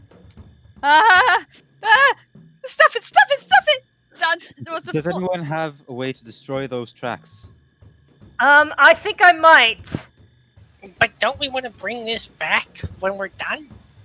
We do, but now we're discovered. I think Alcana is sort of reflexively goes and grabs for her tri-crystal candlestick just ahead of time. Mm-hmm. Can I science real quick? Science? Yes. What would happen if I were to throw a frost bomb onto the tracks? Oh, nice. Our ice bombs. It's hard to say, like trying to aim it right in front of them. Well, the general idea is I'm wondering what would happen when they hit it going that fast. Oh, Would it like just just leave it on the slide? tracks. Huh. I'm saying it would be partially up to chance. They're going pretty fast. They managed to cut through those vines. So maybe it would do something and maybe it wouldn't. What if we did that plus the plants? We already. What about See one of them lining up their crossbow towards you, Alcana, and lets it rip. But it does not go Yeah, anywhere. that just pinged. Yep. How Yeah. close are they right now?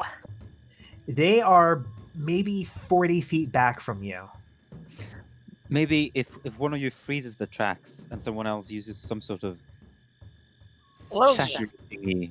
Shoot I the think wheels. I have something like that. If we could use that on the engine, that'd probably be the most effective. And as they're doing that, I think Logi is going to use his action to take on this armor. All right, yeah. Loki, you put on your armor, Meanwhile, they all prepare for another volley. They seem to be targeting Nia and Alcana. These first two towards Nia. First one misses. Second one does no damage. All right. And the last one towards Alcana. It's a nick. Yeah, it manages to kind of nick you, get right there, sort of in the little part of your exposed collarbone. You pull it out, but they are looking at you, looking with this rage. You stole from us! Get back here, you thieves! We were gonna bring it back, she yells in Dwarvish. I don't think that's helping. Okay, so one thing I want to try is use this new Zamorak. Well, I'm not sure how we're doing turns right now. Kind of just doing popcorn. So Yeah. yeah, so, you and Nia and anyone else who's doing something. I I want do to like the use idea of the my new Zamorak rod to summon, well, to open like the portal behind us on the tracks to hopefully cover it in dirt. Ooh, I like that. or open it just in time so that they go into the portal. Oh With their- god.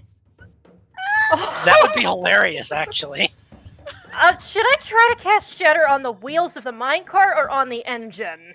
Neither, because both of those will end up probably doing damage to the cart mine, the tracks. Yeah. Wait, what's our goal here then? Are we going to put them in another dimension, blow up their cart, or try and steal their cart? Or what are we trying to do? Well, I think, okay, my opinion is that we should just make it so that they have to somehow stop or can no longer pursue us. I would like to have the tracks to go back south, is what I'm saying. Maybe then she can perhaps. No. I'm trying Because to here's the think thing: what if would we be- break the tracks, that's gonna stop them temporarily. Because they're gonna just fix the tracks, or like lift the carts off the tracks and put it back on again. Yeah, but and that would start take them quite a while. It will. How fast But, than like, us? They are faster than us, and I definitely, I don't know.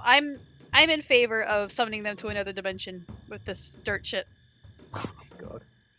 Shh, you know what? Fine, let's send them to another dimension. Maybe you won't be such a disappointment in the next dimension. Okay, sounds like maybe Weston. something a little less. Maybe something with a little less firepower. Would it be possible to try and shoot the wheels of the minecarts with Eldritch Blast instead? Maybe something a bit more targeted? Sure. So you're shooting the wheels of the minecarts while Logi is opening this portal. Yeah, Sure. let her do that first. Yeah, perfect. All right. So I think for this to work out, you guys are basically doing these at the same time. So Alcana, why don't you do your Eldritch Blast first? Alrighty. Ah, that's awful. Yeah. One of them manages to hit, and you kind of see it ping off of the wheel, and their cart bounces a bit, maybe loses a little bit of speed. Meanwhile, Logi, you line up your wand and try to cast it right at the perfect moment. Evens or odds? Odds. And you watch as that front cart, their engine cart, as you cast and you see this crackling orange portal burst open, belching earth. This engine cart just kind of goes halfway into it. You can hear it kind of smush into the dirt, and then the portal kind of closes, and you see that just like the back half of the engine cart sort of clatters off of the side of the track, while these other two carts behind it that have the actual dwarves just kind of start carrying forward with the momentum. They're still on there, but now they've got no engine. Wow, that was really effective. Yes, I think we'll be losing them now. Hell yeah, we Stop will. you! What the hell was that? See ya later, suckers! Thanks for the carts! You see them line up, try to get one last volley. One at Nia, one at Logi, and one at Elkanah. None of them managed to hit. They all just kind of bing, bing, bing. Actually, the last one you see, it looks like it's coming right for you, Elkanah, but then there's just this gust of heavy, icy wind that blows it off course. And within minutes, you have left them behind in this icy haze. Wow, that Wow. was really smart. I did not expect that thing to be that useful. Yeah, but unfortunately, we are kind of the bad guys in this situation. What makes You're you not say that? wrong. They're very exploitative capitalists. It's fine. Their bosses are very exploitive capitalists. We did just strand them in the middle of Frankfurt. They've got a trail. They'll follow it. You suddenly hear this odd sound, this piercing sound, this like this crack. You're not sure what it is. Behind us? If you had to say, you'd think it's in front of you. We can't even get a moment's rest. Actually, no. I was going to say Nia would use the spyglass to look ahead, but she had disadvantage on that anyway. It's misty, Yeah, and right? not only that, you've got kind of just this white. It looks like it's the beginnings of a blizzard around you. Oh, right. I'm thinking that at this point, Okada might go ahead and pull her frock coat on over her. I think. Wait, Don's gonna slow down the cart then, because he heard a crash, right? Yeah, you heard some kind of a crack. Yeah, more of a crack than a crash. I'm gonna slow down the cart. You're slowing down the cart. Dawn, make a perception check. Perception. Sorry.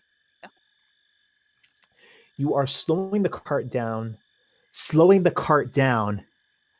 and then you suddenly see, more than 20 feet ahead of you, the track seems to twist off and end. What the hell? And Dawn, you are just trying to slow it down. What are you doing? Well, is there like a brake on this thing? There's a brake, but 20 feet is not a lot of time to brake. I I just rip out all the pleat and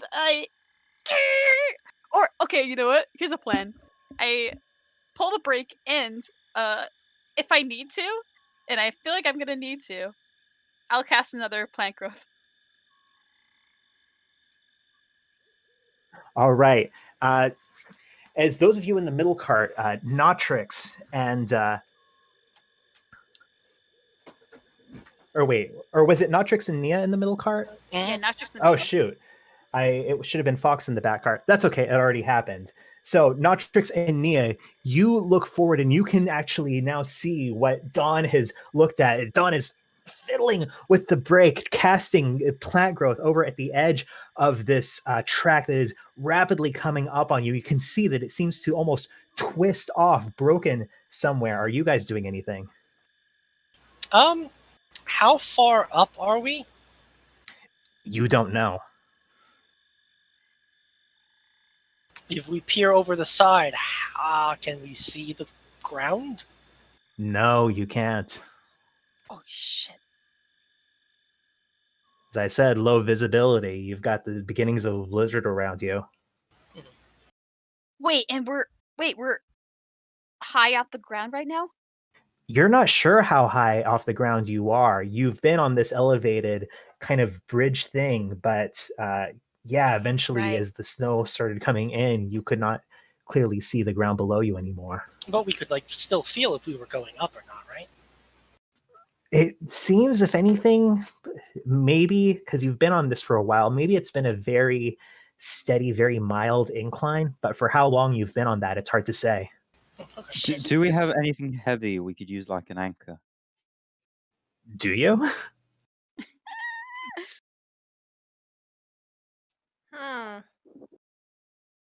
I think all I would say is Don yells, "Brace yourselves!" Because he just plant grows as hard as he can and pulls that brake. That's what Don's doing. All right. Anyone else? You've got one turn to act. Quick. Damn. I don't know if I have anything that's helpful.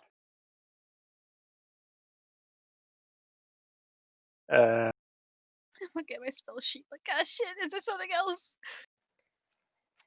We still have that like gusty orb from Mona's thing, right? Maybe that could help us see a little bit better. Like immediately in front of us, yeah, I guess. But Better It's not than gonna- nothing. It's not gonna stop the that cart won't though. solve the problem. Yeah, we got That's nothing. fair. What happens? Well, hang on. How about I try and summon a bunch of oxes in front of the cart? Lobsters? Oxes. Oxen. Lobsters. Whose job is that? Rock lobsters. Wait, what are you summoning? Oxes. Oxen. All right. Oxen. Yes. I don't know why I heard that as lobsters. Holy shit. All right, so you are careening towards that. Suddenly, Dawn picks up, tries to create this plant growth, bits of vines coming off the edge of it. Notrix, you suddenly summon a bunch of oxen. I would like both of you to roll wisdom. Does this get disadvantage? Because is it the oxen or me rolling this? That's a good question.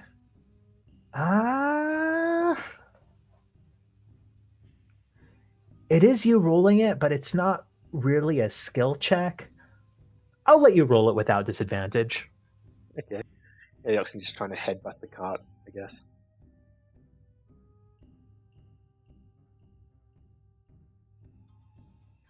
And a wisdom from Dawn. Oh, sorry. Wait, saving throw? Just wisdom. Wisdom. Sorry.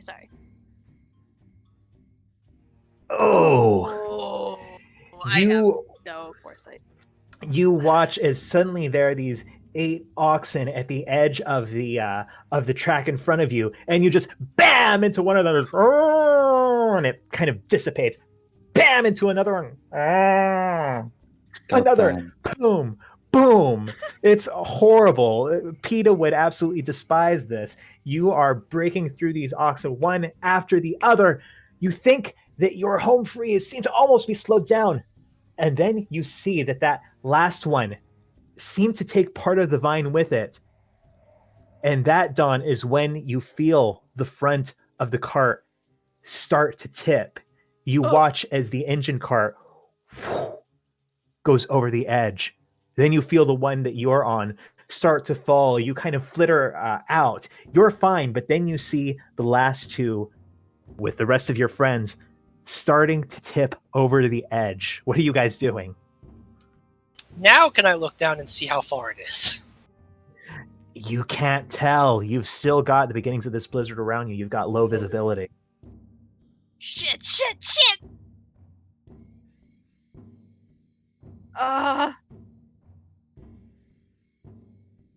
Crap. Hang on. Fuck. I don't have anything to cushion your blows.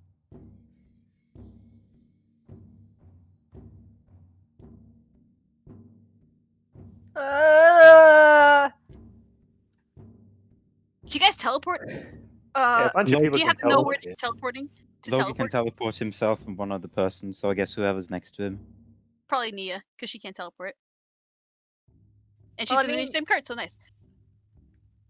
Now Shanna can teleport okay. herself. Though she'd need to actually see where she wants to teleport to. And Forks might have some trouble teleporting. Yeah, Fox, you see him just with this look of worry, fear in his eyes. Is it sticking? Like, does Don have time to fly down as fast as he can and see if he could hit the ground? That's a gamble.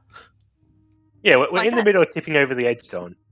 So yeah, it's not sticking, right? There's no tense oh, it's gonna fall. It's falling. It's falling. Yeah. Yeah, it's at the verge of tipping over. Yeah, there's nothing Doc can do.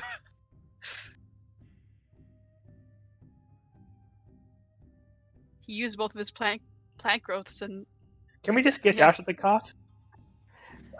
No. This is like a split second to do something. Yeah, I think Logi is going to quickly touch whoever's directly next to himself, probably Nia, and then teleport back to the tracks. Yeah. Logi and Nia, you both are suddenly gone and sitting safely on the tracks as you watch the cart that you were in tipping over.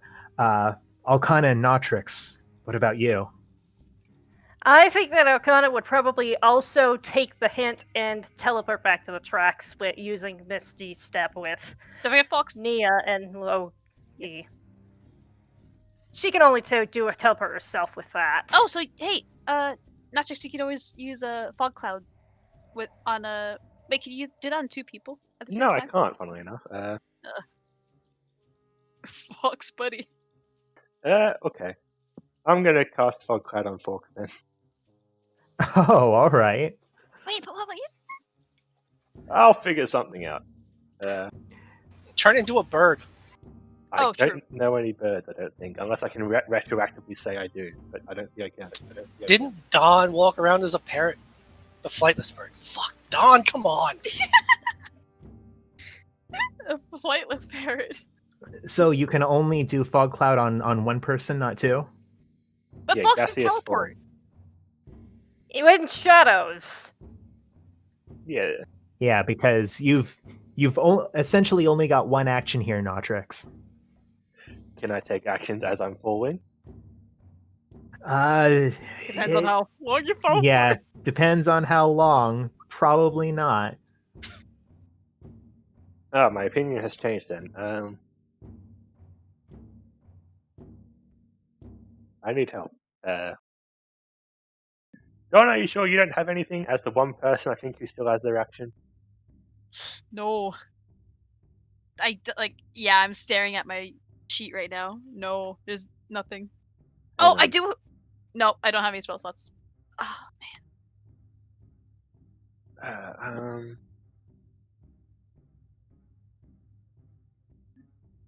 Okay, I think. Let's see. I wish I could use mold to stone. Do you have mold to stone? Melt the stone? What? Because if you fall on stone, you'll mold into it.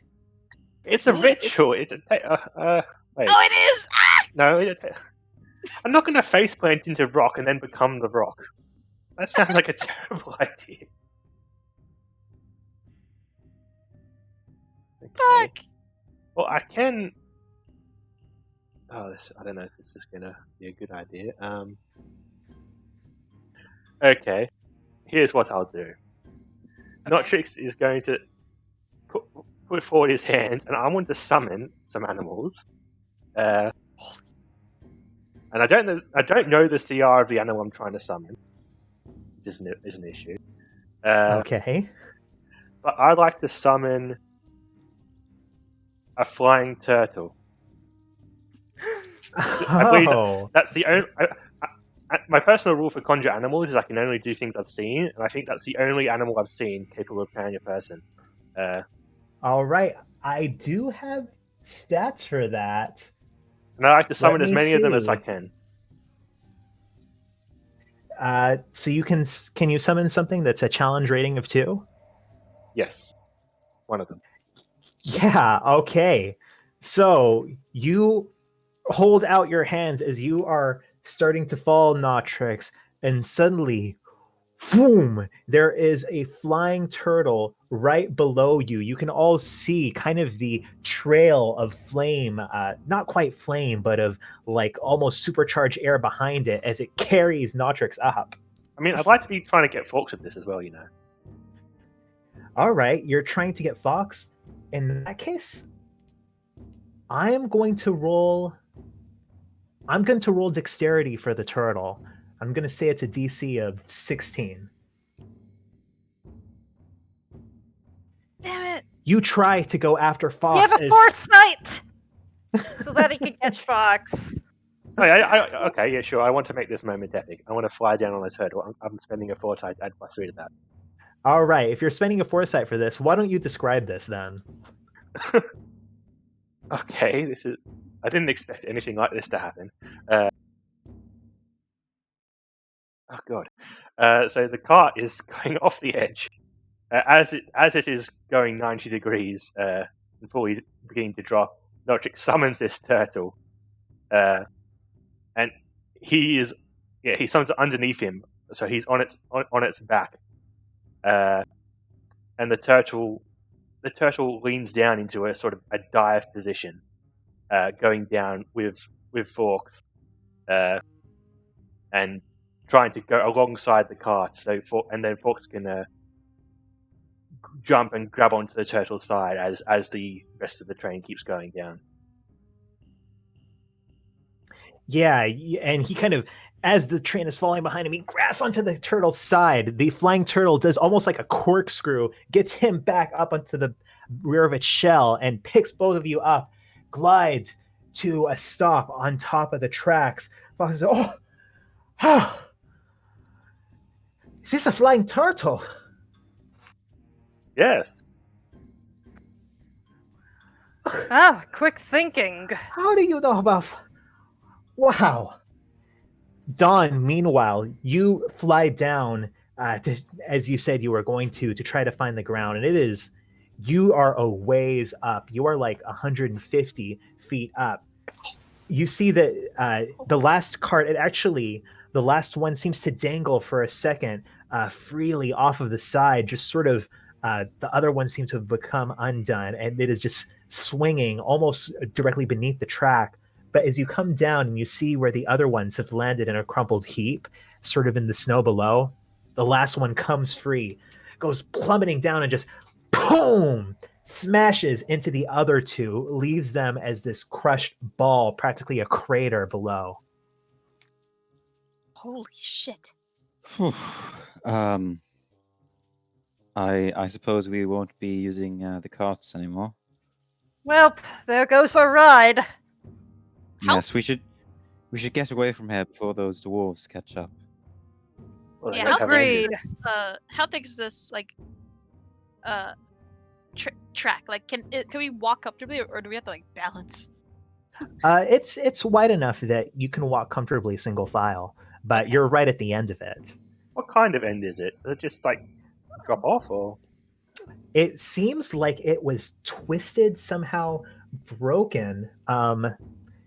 If one of you wants to examine, I'm not sure if anyone but Dawn can get close enough to examine. I'll examine it. So Dawn, you go kind of flying through this growing blizzard. You feel it kind of picking up your wings. Roll either a Constitution or a Strength saving throw. Oh boy. Okay. No! And as you are flying through this, you feel suddenly this heavy gust of wind just pick you bodily up, and you feel yourself carried off. You're not sure where, tossed around. I was going to say you take a certain amount of cold damage, but you don't take cold damage because you've got the Ring of Warmth. But yeah, you are just disoriented after about 30 seconds of just being carried off by this strong gust of wind. Whoa. Should I roll on the botch table?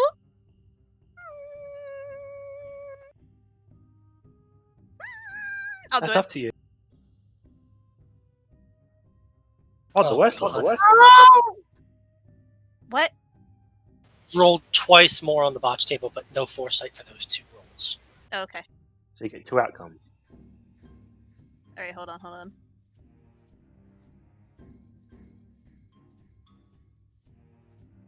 Okay. I mean, Yeah, so forceful at taking back that you go careening in a random direction. Kinda You're up. already careening in a random direction. You, as you are just carried off by this gust, you feel yourself disoriented when you finally get back to yourself, and you start flying towards what you think is where the rest of your party was. You fly for about a minute before you realize you're not sure what direction you're flying. You're not sure which way is up. And with all this wind swirling around you, you aren't even sure which way you would fall. Oh, come on. Damn it. Where the hell are the tracks? The rest of you look around. It is like Dawn just vanished. Dawn? Dawn! Can I try to listen out for them? Sure, roll a perception with disadvantage. Okay. Perception. Wow, okay. That's That's good pretty disadvantage. good. Yeah, you listen and you think you can very faintly hear Alkana's voice. I can't light up your sword. Okay. I guess I'm using Channel Divinity's sacred weapon, unless I can use some BS with the rainbow light coming off the Eldritch Truth now as a beacon. Ah. Isn't that dim light? I don't know. But yeah, you cast your channel divinity, and your sword glows. And Dawn, you think you can see it. You start flying through it, but you got yourself so blown off course. It is a distance away, and it is a struggle to fly through these constant buffeting winds. Roll athletics for me, Dawn. Athletics. Fuck. Dawn, you managed to fly over, gasping, struggling for strength. You finally less lands as you do kind of crash dive onto the track with everyone else, but you have a point of exhaustion. God, the wind is horrible today. Or probably all the time up here. Someone help me, someone help me. Please. How? Are you injured? Just like, I assume he's like on the track and he doesn't want to like stand and fly and get caught again. Oh, can I try and pick up Please on that? grab him. Dawn! Dawn! Follow my voice! Follow my voice! Follow the light! I'm on the track, I'm on the track, He's I'm on right the track. over there. Oh, right. Okay. Don like kind of like sprints over, kind of half grabbing onto the like I'm on the side with them, right? Yeah, you're with everyone. Okay. Can this turtle, can it take us down to the ground? Maybe if we go one at a time? It looks like two of us can ride it at once. Yes, I was just thinking the same thing. Well, surely the tracking must continue somewhere. This isn't the natural end, but perhaps What would have destroyed it? perhaps looking for the ruins of the other side is less useful than going directly to the ground. Right. Now, how do we get down without getting crushed ourselves? Oh, I'm going to use this turtle. Who wants to go first on the turtle? Well, are we getting down to the ground, or are we Hmm. looking forward to try to find the next part of this track? I'd say I'd fly ahead, but I don't know if I could handle the wind.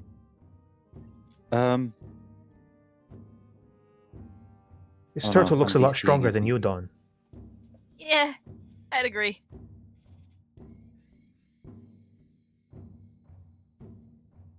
Well, Is that Hey, Siri, can't hear you. Yeah, my Discord messed up. Sorry. Didn't respond. But this drop off, was it due north, or was it like another direction? It seems kind of northwest. So if we oriented ourselves straight north, where would that be? Straight north? Well, we know the direction to the ziggurat. Like, if we were to go in that direction, would we have to go down? Right now, you're on an elevated mine platform, 150 feet up. yeah, so I think our two options are we go to the ground and try and walk or find shelter, wait for the storm to go away.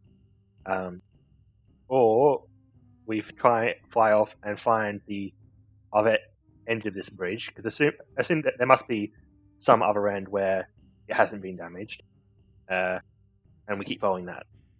Or we do one after the other. We go down, wait for the storm to pass, and then find the track. Which is probably the That safest seems like a option. sensible plan to me. I mean, standing up on this track in a blizzard is probably not a good idea, even if we were to find the other side. Yeah. We're gonna get Yes, blown off. that's fair. Now the problem is, I guess it's time to take turns on the turtle. Yes, we'll get to the ground and try and build it. I don't know if I know what an igloo is, but something like that, maybe. So, one by one, you take this turtle, ferry it down to the ground where you all can see the twisted remains of the mine carts. As you finally all get down, you can see just sort of this lattice metal framework continuing into the ether, into disappearing in the snowdrifts above you. Not the snowdrifts above you, but in the howling winds, fog above you. As you all huddle here in this space underneath this bridge, you all hear another loud, this low crack, and then a few seconds later, some kind of a crash somewhere in the blizzard in front of you. As you all huddle together, let's go ahead and end today's session.